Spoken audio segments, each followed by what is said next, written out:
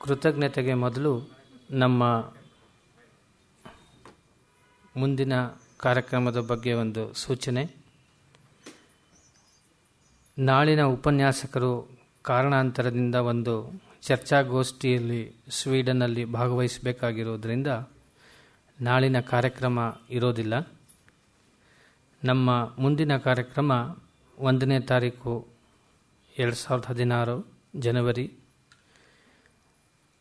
ಪರಮಪೂಜ್ಯ ಸ್ವಾಮಿ ಚಿದಾನಂದಜಿಯವರು facets of self knowledge ಅನ್ನೋ ವಿಚಾರದ ಬಗ್ಗೆ 6 ದಿವಸದ ಪ್ರವಚನ ನೀಡಲಿದ್ದಾರೆ.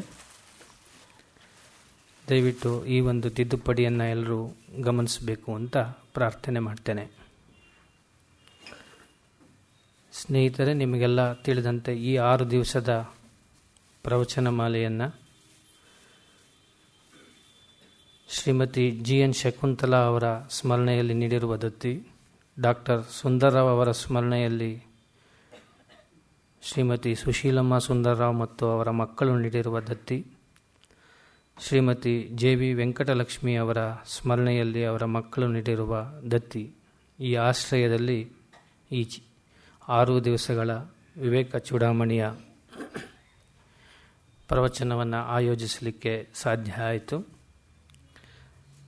ಈ ದತ್ತಿಯ ನ್ಯಾಸಕರ್ತರೆಲ್ಲರಿಗೂ ಕೂಡ ಸಂಸ್ಥೆಯ ಪರವಾಗಿ, ತಮ್ಮೆಲ್ಲರ ಪರವಾಗಿ ಹೃತ್ಪೂರ್ವಕ ಕೃತಜ್ಞತೆಗಳನ್ನು ಸಲ್ಲಿಸ್ತಾ ಇದ್ದೇನೆ. ಈ ವಿವೇಕ ಚೂಡಾಮಣಿಯ ಪ್ರವಚನ ಮಾಲೆಗೆ ಮತ್ತಷ್ಟು ಪುಷ್ಟಿ ಕೊಡುವ ದೃಷ್ಟಿಯಿಂದ ಒಂದು ಮಾತನ್ನು ಹೇಳಿ ಕೃತಜ್ಞತೆಯನ್ನು ಹೇಳಿ ಬಯಸ್ತೇನೆ. ಈ ಸಂಸ್ಥೆಯಲ್ಲಿ ನಡೆಯುವ ಎಲ್ಲ ಪ್ರವಚನ ಮಾಲೆಯ ಉದ್ದೇಶ ಬದುಕನ್ನು ಪೂರ್ಣ ರೂಪದಲ್ಲಿ ಸಾರ್ಥಕಗೊಳಿಸಲು ಸಹಾಯ ಮಾಡುವ ಚಿಂತನೆಗಳನ್ನು ಇಲ್ಲಿಯ ಬಂದು ಆಗಮಿಸುವ ಶ್ರೋತೃಗಳಿಗೆ ಸಿಗಬೇಕು ಅಂತ. ಈ ದೃಷ್ಟಿಯಲ್ಲಿ ವಿವೇಕ ಚೂಡಾಮಣಿ ಕೂಡ ಒಂದಾಗಿದೆ. ನಾವು ಕೇಳ್ತಕ್ಕಂತಹ ಪ್ರವಚನ ಕೇವಲ 1.5 ಗಂಟೆ ಆದರೂ ಅದು ನಮ್ಮ ಜೀವನವನ್ನು ರೂಪಿಸುವಲ್ಲಿ ಮಹತ್ತರ ಪಾತ್ರವನ್ನು ವಹಿಸಬೇಕು ಅಂತಾದರೆ ನಾವು ಕೇಳಿದ ಚಿಂತನೆಯ ಧಾರಣಾಶಕ್ತಿ ನಮ್ಮಲ್ಲಿ ಹೆಚ್ಚಿರಬೇಕು. ಹೀಗೆ ಧಾರಣಾಶಕ್ತಿಗೆ ಮನಸ್ಸಿನಲ್ಲಿ ಹೆಚ್ಚಾಗಬೇಕು ಅಂದರೆ ಮನಸ್ಸು ಹೆಚ್ಚು ಶುದ್ಧವಾಗಬೇಕು. ಮನಸ್ಸು ಶುದ್ಧವಾಗಬೇಕು ಅಂದರೆ DVG ಅವರ ಮಾತಿನಲ್ಲೇ ತಿಳಿಸುವುದಾದರೆ, ಇರುವ ಕೆಲಸವ ಮಾಡು ಕಿರಿದೆನದೆ ಮನವಿಟ್ಟು ದೊರೆತುದ ಹಸಾದವೆಂದುಣ್ಣು ಗುಣಗಿಡದೆ ಧರಿಸು ಲೋಕದ ಬರವ ಪರಮಾರ್ಥವನ್ನು ಬಿಡದೆ ಹೊರಡು ಕರೆ ಬರಲ್ ಅಳದೆ ಅಂತ ಹೇಳಿದ್ದಾರೆ. ನಾವೆಲ್ಲ ಹಿರಿಯರಾದ್ದರಿಂದ ನಮ್ಮ ಬದುಕಿನ ಜವಾಬ್ದಾರಿಯನ್ನು ಈ ದೃಷ್ಟಿಯಿಂದ ಮಾಡಿದಾಗ ಸಹಜವಾಗಿಯೇ ಅದೊಂದು ಕರ್ಮಯೋಗವಾಗಿ ಮನಸ್ಸು ಶುದ್ಧವಾಗಿ ಅದಕ್ಕೆ ಧಾರಣಾಶಕ್ತಿ ಹೆಚ್ಚಾಗಿ ಶಾಸ್ತ್ರಸಮ್ಮತವಾದ ಚಿಂತನೆಯನ್ನು ಮನಸ್ಸಿನಲ್ಲಿ ಇಟ್ಟುಕೊಳ್ಳಲಿಕ್ಕೆ ಹೆಚ್ಚು ಸಹಕಾರಿಯಾಗ್ತದೆ. ಈ ದೃಷ್ಟಿಯಲ್ಲಿ ನಾವೆಲ್ಲ ಇನ್ನು ಮುಂದೆ ಸಾಗೋಣ ಅಂತ ಆಶಿಸ್ತಾ ತಮ್ಮ ಅಮೂಲ್ಯವಾದ ಸಮಯವನ್ನು ನಮ್ಮೊಂದಿಗೆ ಹಂಚಿಕೊಂಡಂತಹ ವಿದ್ವಾನ್ ಗಣೇಶ್ ಭಟ್ ಹೋಬಳಿ ಅವರಿಗೆ ನಾವು ಎಷ್ಟು ಕೃತಜ್ಞತೆ ಹೇಳಿದರೂ ಸಾಲದು. ಸುಮ್ಮನೆ ಒಂದೇ ಒಂದು ಗಮನಕ್ಕೆ ತರ್ತೇನೆ. ಅವರು ಇಲ್ಲಿ 1.5 ಗಂಟೆ ಕಾಲ ಉಪನ್ಯಾಸ ಮಾಡಲಿಕ್ಕೆ, ಅವರ ಬದುಕಿನ ಅಧ್ಯಯನವನ್ನೆಲ್ಲವನ್ನೂ ನಮ್ಮ ಮುಂದೆ ಹಂಚಿಕೊಳ್ಳಲಿಕ್ಕೆ ಪ್ರತಿನಿತ್ಯ ಉಪನ್ಯಾಸಕ್ಕೆ 2 ಪಟ್ಟು ಹೆಚ್ಚು ಸಮಯ ಪ್ರಯಾಣದಲ್ಲಿ ವಿನಿಯೋಗಿಸಿ ಬರಬೇಕಾಗ್ತದೆ. ಸುಮಾರು ಒಂದು ದಿವಸಕ್ಕೆ ಅವರು 5ರಿಂದ 6 ಗಂಟೆ ಕಾಲ ಕೊಟ್ಟರೆ ನಾವಿಲ್ಲಿ 1.25 ಗಂಟೆ ಕಾಲ ಕೇಳಬಹುದು. ಇಷ್ಟು ಅವರ ತಪಸ್ಸಿನ ಕಾಲದ ಒಂದು ಪರಿಚಯವನ್ನು ನಿಮಗೆ ಮಾಡಿಕೊಟ್ಟೆ. ಆದ್ದರಿಂದ ಎಲ್ಲರ ಶ್ರಮ ಸಾರ್ಥಕವಾಗಬೇಕು ಅಂದರೆ ನಾವು ಇದನ್ನು ಹೆಚ್ಚು ಶ್ರದ್ಧೆಯಿಂದ ಅಳವಡಿಸಿಕೊಂಡ್ರೆ ಬಹುಶಃ ಎಲ್ಲರ ಶ್ರಮ ಕೂಡ ಸಾರ್ಥಕ ಅಂತ ಭಾವಿಸ್ತೇನೆ. ದಯಮಾಡಿ ಶ್ರೀಮತಿ ಸುಶೀಲಮ್ಮ ಸುಂದರ್ರಾವ್ ಅವರು ವಿದ್ವಾನ್ ಗಣೇಶ್ ಭಟ್ ಹೋಬಳಿ ಅವರಿಗೆ ವೇದಿಕೆಗೆ ಬಂದು ಕೃತಜ್ಞತೆಯನ್ನು ಸಲ್ಲಿಸಬೇಕು ಅಂತ ಪ್ರಾರ್ಥನೆ ಮಾಡ್ತೇನೆ. ನಮಸ್ಕಾರ.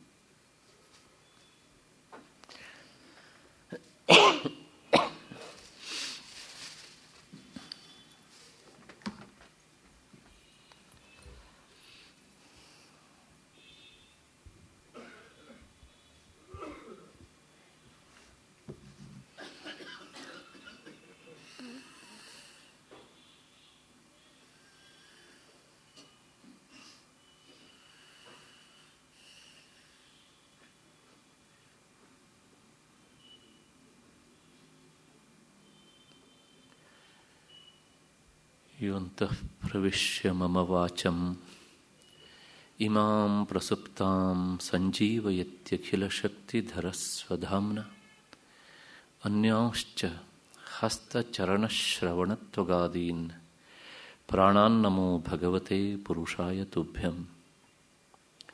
ಯಾ ವರ್ಣಪದವಾಕ್ಯಾರ್ಥಗದ್ಯಪದ್ಯಸ್ವರೂಪಿಣಿ ವಾಚಿ ನರ್ತಯತು ಕ್ಷಿಪ್ರಂ ಮೇಧಾನ್ ದೇವಿ ಸರಸ್ವತಿ. ಸರ್ವವೇದಾಂತ ಸಿದ್ಧಾಂತ ಗೋಚರಂ ತಮಗೋಚರಂ ಗೋವಿಂದಂ ಪರಮಾನಂದಂ ಸದ್ಗುರುಂ ಪ್ರಣತೋಸ್ಮ್ಯಹಂ. ಶ್ರುತಿಸ್ಮೃತಿಪುರಾಣಾನಾಂ ಆಲಯಂ ಕರುಣಾಲಯಂ ನಮಾಮಿ ಭಗವತ್ಪಾದಂ ಶಂಕರಂ ಲೋಕಶಂಕರಂ. ನಮಸ್ತಸ್ಮೈ ಭಗವತೆ ಶಂಕರಾಚಾರ್ಯರೂಪಿಣೆ ಯೇನ ವೇದಾಂತವಿದ್ಯೇಯಂ ಉದ್ಧೃತಾ ವೇದಸಾಗರಾತ್. ಸದಾತ್ಮಧ್ಯಾನನಿರತಂ ವಿಷಯೇಭ್ಯಃ ಪರಾಂಗುಖಂ ನೌಮಿ ಶಾಸ್ತ್ರೇಷು ನಿಷ್ಣಾತಂ ಚಂದ್ರಶೇಖರ ಭಾರತೀಂ. ನನ್ನ ಎಲ್ಲ ವೇದಾಂತ ಬಂಧುಗಳೇ ಹಾಗೂ ಹಿರಿಯರೇ, ಈ 6 ದಿನಗಳ ಕಾರ್ಯಕ್ರಮಕ್ಕೆ ದತ್ತಿ ನ್ಯಾಸಕರ್ತರಾಗಿ ಈ ಕಾರ್ಯಕ್ರಮವನ್ನು ವ್ಯವಸ್ಥೆಗೊಳಿಸಿದಂಥ ಎಲ್ಲ ಆ ದತ್ತಿ ನ್ಯಾಸ ಪರಿವಾರದ ಬಂಧುಗಳೇ,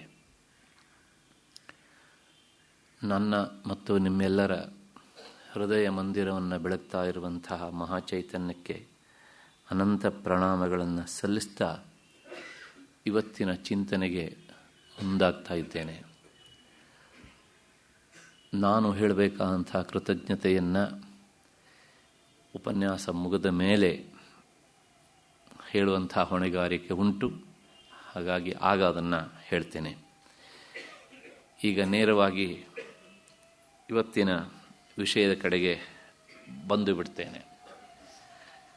ನಿನ್ನೆ ದಿವಸ 338ನೇ ಶ್ಲೋಕದಲ್ಲಿ ಭಗವತ್ಪಾದರು ಹೇಳಿದಂಥ ಮಾತು, ಯಾವನಿಗೆ ಈ ದೇಹಾದಿಗಳಲ್ಲಿ ಅತಿಯಾದಂಥ ಅಭಿಮಾನ ಇರ್ತದೆಯೋ ಅವನಿಗೆ ಮೋಕ್ಷ ದೂರ.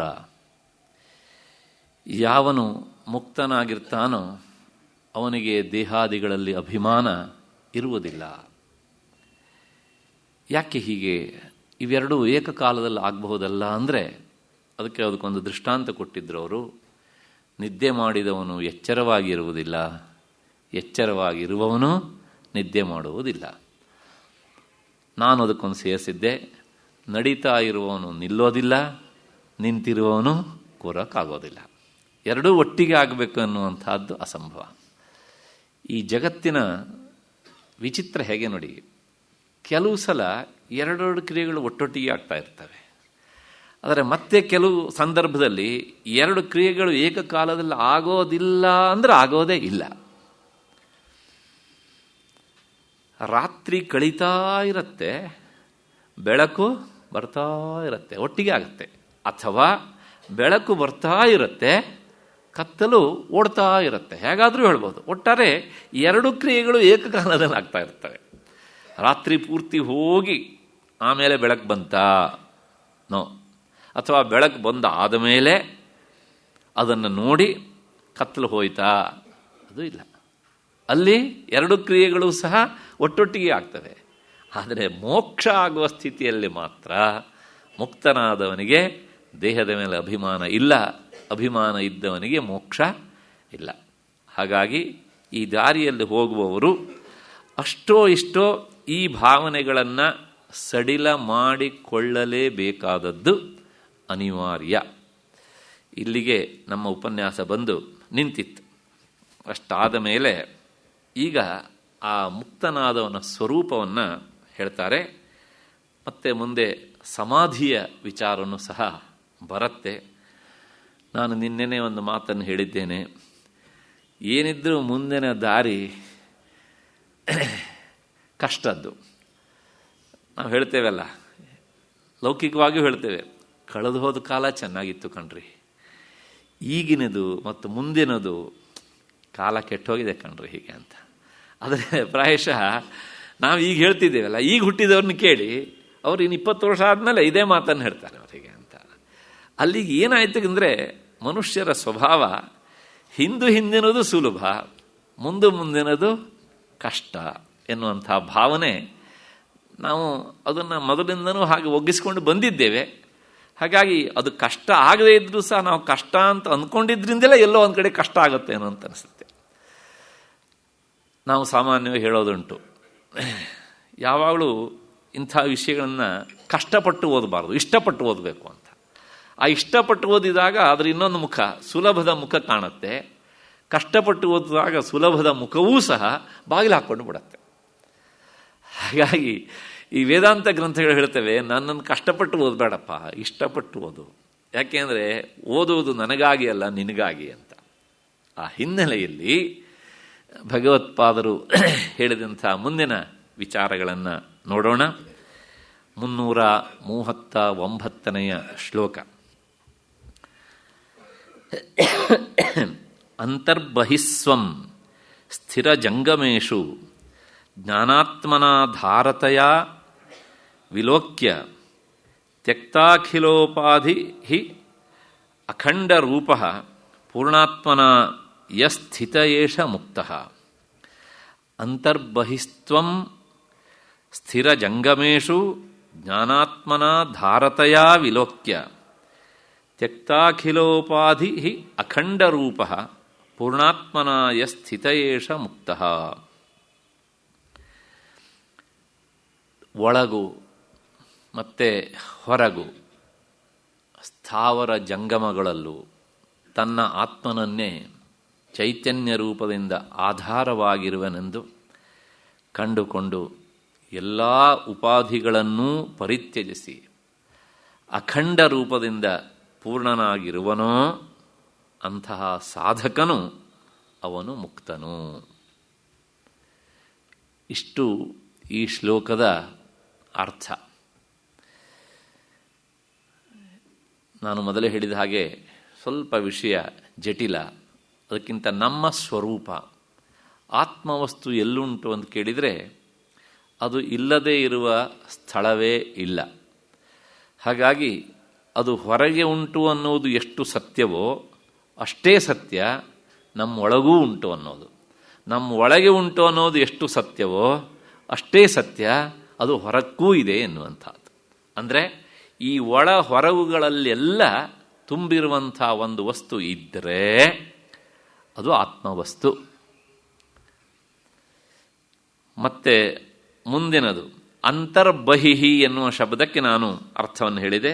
ಸ್ಥಿರ ಜಂಗಮೇಶು. ಸ್ಥಿರ ಅಂದರೆ ಜಡವಾದ ವಸ್ತುಗಳು, ಜಂಗಮ ಅಂದರೆ ಚಲಿಸುವ ವಸ್ತುಗಳು.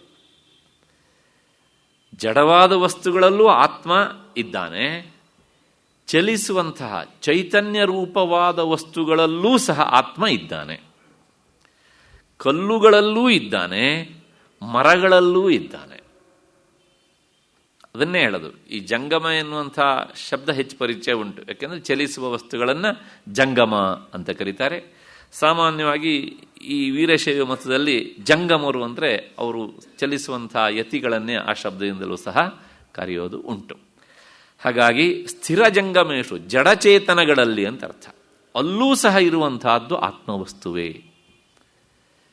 ಈಗ ಪ್ರಶ್ನೆ ಇಷ್ಟೇ, ಹಾಗಿದ್ರೆ ಮನುಷ್ಯ ಅಂದರೆ ಸಾಧಕನಾದ ಮನುಷ್ಯ ಕಷ್ಟಪಡ್ತಾ ಹೋದ ಹಾಗೆ, ಸಾಧನೆ ಮಾಡ್ತಾ ಹೋದಾಗೆ ಎಂದೋ ಒಂದು ದಿವಸ ಆತ ಮುಕ್ತನಾಗಬಹುದು.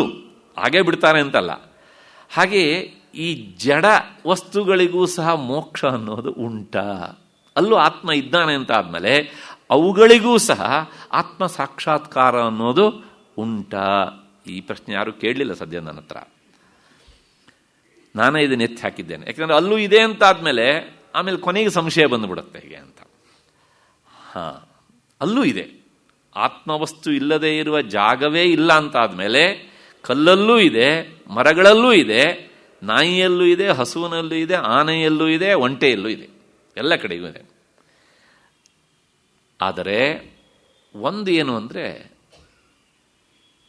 ಆತ್ಮವಸ್ತುವನ್ನು ಹಿಡಿದು ತೋರಿಸುವಂತಹ ಸಾಧನ ಮನುಷ್ಯ ದೇಹದಲ್ಲಿ ಎಷ್ಟು ಪರಿಪೂರ್ಣವಾಗಿ ಉಂಟೋ ಆ ಪರಿಪೂರ್ಣ ವ್ಯವಸ್ಥೆ ಮನುಷ್ಯೇತರ ದೇಹದಲ್ಲಿ ಇಲ್ಲ. ಅದನ್ನೇ ನಾವು ಪದೇ ಪದೇ ಅಂತಃಕರಣ ಅಂತಃಕರಣ ಅಂತ ಹೇಳೋದು. ಹಾಗಿದ್ರೆ ಪ್ರಾಣಿಗಳಲ್ಲಿ ಇಲ್ವಾ ಅಂತಂದ್ರೆ, ಪ್ರಾಣಿಗಳಲ್ಲಿ ಇದೆ. ಅವುಗಳ ಅಂತಃಕರಣ ಮನುಷ್ಯನ ಅಂತಃಕರಣಕ್ಕೆ ಹೋಲಿಸಿದರೆ, ಮನುಷ್ಯನ ಅಂತಃಕರಣಕ್ಕೆ 100ರಷ್ಟು ಶಕ್ತಿ ಇದ್ದರೆ ಅವುಗಳ ಅಂತಃಕರಣಕ್ಕೆ ಕೇವಲ 10ರಷ್ಟು ಮಾತ್ರ ಶಕ್ತಿ ಇರುತ್ತೆ. ಇನ್ನು 90ರಷ್ಟು ಮೈನಸ್. ಯಾಕೆ ಅಂದರೆ ಹಾಗಾಗಿ ಅವುಗಳಿಗೆ ಪ್ರಾಣಿ ಜನ್ಮ ಅಂತ ಹೇಳೋದು ಹೀಗೆ ಅಂತ. ಹಾಗಾಗಿ ಅವಳಿಗೆ ಗೊತ್ತಾಗಲ್ವಾ ಅವುಗಳಿಗೆ ಅಂದರೆ ಗೊತ್ತಾಗತ್ತೆ, ಇವು ನನ್ನ ಯಜಮಾನ ಅಂತ ಗೊತ್ತಾಗುತ್ತೆ. ಈಗ ನನಗೆ ತಿಂಡಿ ಕೊಡೋದಕ್ಕೆ ಬಂದ ಅಂತ ಗೊತ್ತಾಗುತ್ತೆ, ಕೋಲು ಹಿಡ್ಕೊಂಡು ಹೋದರೆ ಹೊಡೆಯೋದಕ್ಕೆ ಬಂದ ಅಂತಲೂ ಸಹ ಗೊತ್ತಾಗುತ್ತೆ. ಆದರೆ ಕಲ್ಲುಗಳಿಗೆ ಅದು ಸಹ ಗೊತ್ತಾಗೋದಿಲ್ಲ. ಅಲ್ಲೂ ಅಂತಃಕರಣ ಇಲ್ಲೋ ಅಂತ ಕೇಳಿದರೆ ಅಲ್ಲೂ ಉಂಟು, ಒಂದು ಅಂಶ ಮಾತ್ರ ಇರುತ್ತೆ. ಈಗ ನಮ್ಮನ್ನು ನೋಡೋಣ, ನಾವು ಎಂಥ ಅದೃಷ್ಟವಂತರಲ್ವಾ. ಹಾಗಾಗಿ ಮನುಷ್ಯನ ದೇಹ ಆತ್ಮಸಾಕ್ಷಾತ್ಕಾರಕ್ಕೆ ಹೇಳಿ ಮಾಡಿಸಿಟ್ಟ ವ್ಯವಸ್ಥೆಯನ್ನು ಒಳಗೊಂಡಂತಹ ದೇಹ. ಅಷ್ಟು ಹಿನ್ನೆಲೆಯಲ್ಲಿ ಸ್ಥಿರಜಂಗಮೇಶು, ಜಡಗಳಲ್ಲೂ ಆತ್ಮ ಇದ್ದಾನೆ, ಮತ್ತು ಚೇತನವಾದಂತಹ ವಸ್ತುಗಳಲ್ಲೂ ಇದ್ದಾನೆ. ಜ್ಞಾನಾತ್ಮನಾಧಾರತೆಯ ವಿಲೋಕ್ಯ. ಹೀಗೆ ಇದನ್ನು ಅರ್ಥ ಮಾಡಿಕೊಂಡಂತಹ ಒಬ್ಬ ಮಹಾಸಾಧಕ ತನ್ನ ಆಧಾರ ಸ್ವರೂಪನಾದವನು ಈ ಆತ್ಮನೇ ಅಂತ ಅಂದುಕೊಂಡು ಅದೇ ನನ್ನ ನೆಲೆ ಅಂತ ಅಲ್ಲಿಯೇ ನಿಲ್ಲುತ್ತಾನೆ. ಆ ಸ್ವರೂಪವನ್ನು ನಾನು ಹೇಗಾದರೂ ಮಾಡಿ ನನ್ನ ಅಂತಃಕರಣದ ಶಕ್ತಿಯನ್ನೆಲ್ಲ ವಿನಿಯೋಗಿಸಿ ಅದನ್ನು ಅರ್ಥ ಮಾಡಿಕೊಳ್ಬೇಕು ಅಂತ. ಅದಕ್ಕೋಸ್ಕರ ಏನು ಮಾಡ್ತಾನೆ ಅಂದರೆ, ತ್ಯಕ್ತಾಖಿಲೋಪಾಧಿ ಅಖಂಡ ರೂಪ. ನನ್ನ ನಿಜವಾದ ಸ್ವರೂಪ ಯಾವಾಗ ಅರಿವಿಗೆ ಬರುತ್ತೆ ಕೇಳಿದರೆ, ಈ ಉಪಾಧಿ ಅಂದರೆ ಬಹಳಷ್ಟು ಸಲ ಹೇಳಿದ್ದೇನೆ, ದೊಡ್ಡ ವಸ್ತುವನ್ನು ಬೇರ್ಪಡಿಸಿ ತೋರಿಸುವ ಸಾಧನ. ಆದರೆ ಆ ದೊಡ್ಡ ವಸ್ತುವೇ ಆಗಿರೋದಿಲ್ಲ. ಅದು ಆ ಉಪಾಧಿ ರಹಿತವಾಗಿ ಇದ್ದಾಗ ಮಾತ್ರ ಅದು ಸಾಧ್ಯ. ಅಂದರೆ ಉಪಾಧಿ ಎನ್ನುವಂಥ ಪರಿಚ್ಛಿನ್ನತೆಯ ಒಳಗಿದ್ದಾಗ ಅದನ್ನು ಪೂರ್ತಿ ಅರ್ಥ ಮಾಡಿಕೊಳ್ಳುವುದು ಅಸಾಧ್ಯ. ಹಾಗಾಗಿ ಆತ ಏನು ಮಾಡ್ತಾನೆ ಅಂದರೆ, ಆ ಉಪಾಧಿಗಳನ್ನೆಲ್ಲ ಕಿತ್ತಾಕ್ತಾ ಬರ್ತಾನೆ. ಅದನ್ನೇ ಹೇಳ್ತಾರೆ ಅಲ್ಲಿ, ಅಖಂಡ ರೂಪ ತ್ಯಕ್ತ ಅಖಿಲ ಉಪಾಧಿ. ಈ ದೇಹ ನಾನಲ್ಲ, ಅಲ್ಲಿಂದ ಶುರು ಮಾಡಿ ಅಂತಃಕರಣ ಅಹಂಕಾರದವರೆಗೂ ಸಹ ನಾನಲ್ಲ ಅಂತ ರಿಜೆಕ್ಟ್ ಮಾಡ್ತಾ ಮಾಡ್ತಾ ಮಾಡ್ತಾ ಕೊನೆಗೆ ಯಾವ ಉಪಾಧಿಯೂ ಇಲ್ಲದೆ ಇರುವಂತಹ ಸ್ಥಿತಿಯಲ್ಲೂ ಸಹ ನನಗೆ ನನ್ನ ಅರಿವು ಉಂಟಲ್ಲ, ಆ ಅರಿವು ಆತ್ಮ ಅಂತ ಹೇಳಿ ಅಲ್ಲಿ ಹೋಗಿ ನಿಂತಾಗ ಪೂರ್ಣಾತ್ಮನಾಯ ಸ್ಥಿತ ಏಷ ಮುಕ್ತ. ನಾನು ಇದು ಯಾವುದೂ ಅಲ್ಲ, ನಾನು ಕೇವಲ ಆತ್ಮಸ್ವರೂಪ, ನಾನು ಬೆಳಕಿನ ಪುಂಜ, ನಾನು ಅರಿವಿನ ರೂಪ, ನಾನು ಅನಂತ, ನಾನು ಸತ್ಯಸ್ವರೂಪ. ಇದನ್ನೂ ಸಹ ಅಂದ್ಕೊಳ್ಳೋದಿಲ್ಲ ಅವನು. ನಾನು ಹೇಳಿದ್ದಲ್ಲ, ಈ ಶಬ್ದಗಳಿದ್ದಾವಲ್ಲ, ಈ ಶಬ್ದಗಳು ಸಹ ಅವನ ಬಾಯಿಂದ ಬರೋದಿಲ್ಲ. ಇಂತಹ ಸ್ಥಿತಿಯಲ್ಲಿ ಯಾವನು ನಿಲ್ತಾನೋ ಅವನು ಮುಕ್ತ, ಅವನೇ ಮೋಕ್ಷವನ್ನು ಪಡೆದವನು. ಮೋಕ್ಷವನ್ನು ಪಡೆದವನ ಹತ್ರ ನಿಮ್ಮ ಕಾರ್ಡ್ ಕೊಡ್ತೀರಾ, ಪರಿಚಯದ ಪತ್ರವನ್ನು ಅಂತ ಕೇಳಿದರೆ ಅವನು ಕೊಡೋದಿಲ್ಲ. ಯಾಕೆಂದರೆ ಅವನಿಗೆ ಪರಿಚಯನೇ ಇರೋದಿಲ್ಲ. ನಮಗಿಂತ ಜಾಸ್ತಿ ಪರಿಚಯ ಹೆಚ್ಚಾಗ್ಬಿಡುತ್ತೆ. ಅಷ್ಟೇ ವ್ಯತ್ಯಾಸ ಈಗ ಅಂತ. ಮತ್ತೆ ಅಷ್ಟೇ ಅಲ್ಲ, ನೀವು ಯಾವ ಊರವರು ಕೇಳಿದರೆ ಅದಕ್ಕೂ ಉತ್ತರ ಇರೋದಿಲ್ಲ. ನಿಮ್ಮ ಜಾತಿ ಅದಕ್ಕೆ ಮೊದಲೇ ಗೊತ್ತಿರೋದಿಲ್ಲ ಅವರಿಗೆ. ಯಾಕೆಂದರೆ ಇದೆಲ್ಲವನ್ನೂ ಸಾತ ಏನು ಮಾಡಿರ್ತಾನೆ, ಹರಿದು ಹಾಕಿರ್ತಾನೆ, ಬಿಸಾಡಿರ್ತಾನೆ ಅಂತ. ಎಷ್ಟರ ಮಟ್ಟಿಗೆ ಕೇಳಿದರೆ, ಅಂಥವರಿಗೆ ಹೋಗಿ ನಮಸ್ಕಾರ ಮಾಡಬೇಕಿದ್ರೆ ನಾವು ನಮ್ಮ ಹೆಸರನ್ನು ಹೇಳಿಕೊಂಡು ನಮಸ್ಕಾರ ಮಾಡಿದರೂ ಸಹಿಸೋಲ್ಲ ಅವರು. ಯಾಕೆಂದರೆ ಅವರು ನಾಮರೂಪಗಳನ್ನು ಬಿಟ್ಟಿರ್ತಾರೆ. ಈ ನಾಮರೂಪಗಳನ್ನು ಬಿಟ್ಟಂತಹ ಅವರಿಗೆ ನಾಮ ರೂಪ ಗೋತ್ರ ಇದನ್ನೆಲ್ಲ ಬಿಟ್ಟಂತ ಅವ್ರ ಹತ್ರ ಹೋಗ್ಕೊಂಡು ನಮ್ಮನ್ನು ನಾವು ಪರಿಚಯ ಮಾಡ್ಕೊಳ್ಳೋದು, ನಮ್ಮನ್ನು ಕೆಟ್ಟ ಚಟ ಮೊದಲು ಹೀಗೆ ಅಂತ ಹೋದಲ್ಲಿ ಎಲ್ಲ ಒಂದು ಕಾರ್ಡ್ ಕೊಡೋದು, ಪರಿಚಯ ಮಾಡ್ಕೊಳ್ಳೋದು. ಆಮೇಲೆ ನಮ್ಮ ಎದುರಿಗೆ ಆ ಕಾರ್ಡು ಬಿದ್ದು ಹೋಗಿರ್ತದೆ ಅಲ್ಲಿ. ನಮ್ಮ ಜನವೂ ಹಾಗೆ ಇರ್ತಾರೆ ಕೆಲವು ಸಲ, ನಿಮ್ಮ ಕಾರ್ಡ್ ಇಲ್ಲ, ಒಂದು ಕಾರ್ಡ್ ಇದ್ರೆ ಕೊಡಿ ಅಂತ. ಅದಿಲ್ಲ ಅಂದರೆ ಅವನಿಗೇನೋ 50% ಯೋಗ್ಯತೆಯೇ ಇಲ್ಲ ಅಂತ. ಈ ಡ್ರೆಸ್ಸನ್ನೇ ಕಳಚ ಹೋಗಿರ್ತಾನೆ, ಈ ಅಡ್ರೆಸ್ ಕಟ್ಕೊಂಡು ಏನಾಗಬೇಕು ಅವರಿಗೆ ಅಲ್ವಾ? ಹೀಗೆ ಇದೆಲ್ಲವನ್ನೂ ಸಹ ಬಿಟ್ಟು ಎದ್ದಂಥ ಆತ ನಿಜವಾಗಿಯೂ ಸಹ ಮುಕ್ತ. ಪ್ರಾಯಶಃ ನಿಮಗೆ ಗೊತ್ತಿರಬೇಕು, ಆ ದೇಹಾಭಿಮಾನವನ್ನು ಎಷ್ಟರ ಮಟ್ಟಿಗೆ ಅವರು ಬಿಟ್ಟಿರ್ತಾರೆ ಅಂದರೆ, ಸದಾ ತನ್ನ ಸ್ವರೂಪವನ್ನೇ ಆಸ್ವಾದನೆ ಮಾಡ್ತಾ ಮಾಡ್ತಾ ಕಾಲವನ್ನು ಮೀರಿ ನಿಂತು ಬಿಡ್ತಾರೆ ಕೆಲವು ಸಲ ಅವರು. ಸ್ಥಳದ ಅರಿವೇ ಇರೋದಿಲ್ಲ ಅವರಿಗೆ, ಹಸಿವಂತೂ ಗೊತ್ತಾಗೋದೇ ಇಲ್ಲ. ಆ ಬಾಹ್ಯ ಸ್ಥಿತಿಗೆ ಬಂದಾಗ ಮಾತ್ರ ಅವರಿಗೆ ಎಷ್ಟೋ ಅರಿವಾಗತ್ತೆ. ಏನು ಸಿಗುತ್ತೋ ಅದನ್ನು ತಿಂತಾರೆ ಅಷ್ಟೇ. ಅವರಿಗೆ ಇದನ್ನು ತಿನ್ನಬೇಕು, ಇದನ್ನು ತಿನ್ನಬಾರ್ದು ಎನ್ನುವಂಥ ವಿಧಿ ನಿಷೇಧಗಳು ಇಲ್ಲ. ಯಾಕೆಂದರೆ ಬ್ರಹ್ಮಜ್ಞಾನಿಗಳಿಗೆ, ಮುಕ್ತರಾದವರಿಗೆ ಯಾವ ಧರ್ಮಶಾಸ್ತ್ರದ ಸಂವಿಧಾನವೂ ಅಲ್ಲಿ ಕೆಲಸ ಮಾಡೋದಿಲ್ಲ. ಹಾಗಾಗಿ ಅವನು ಮುಕ್ತ.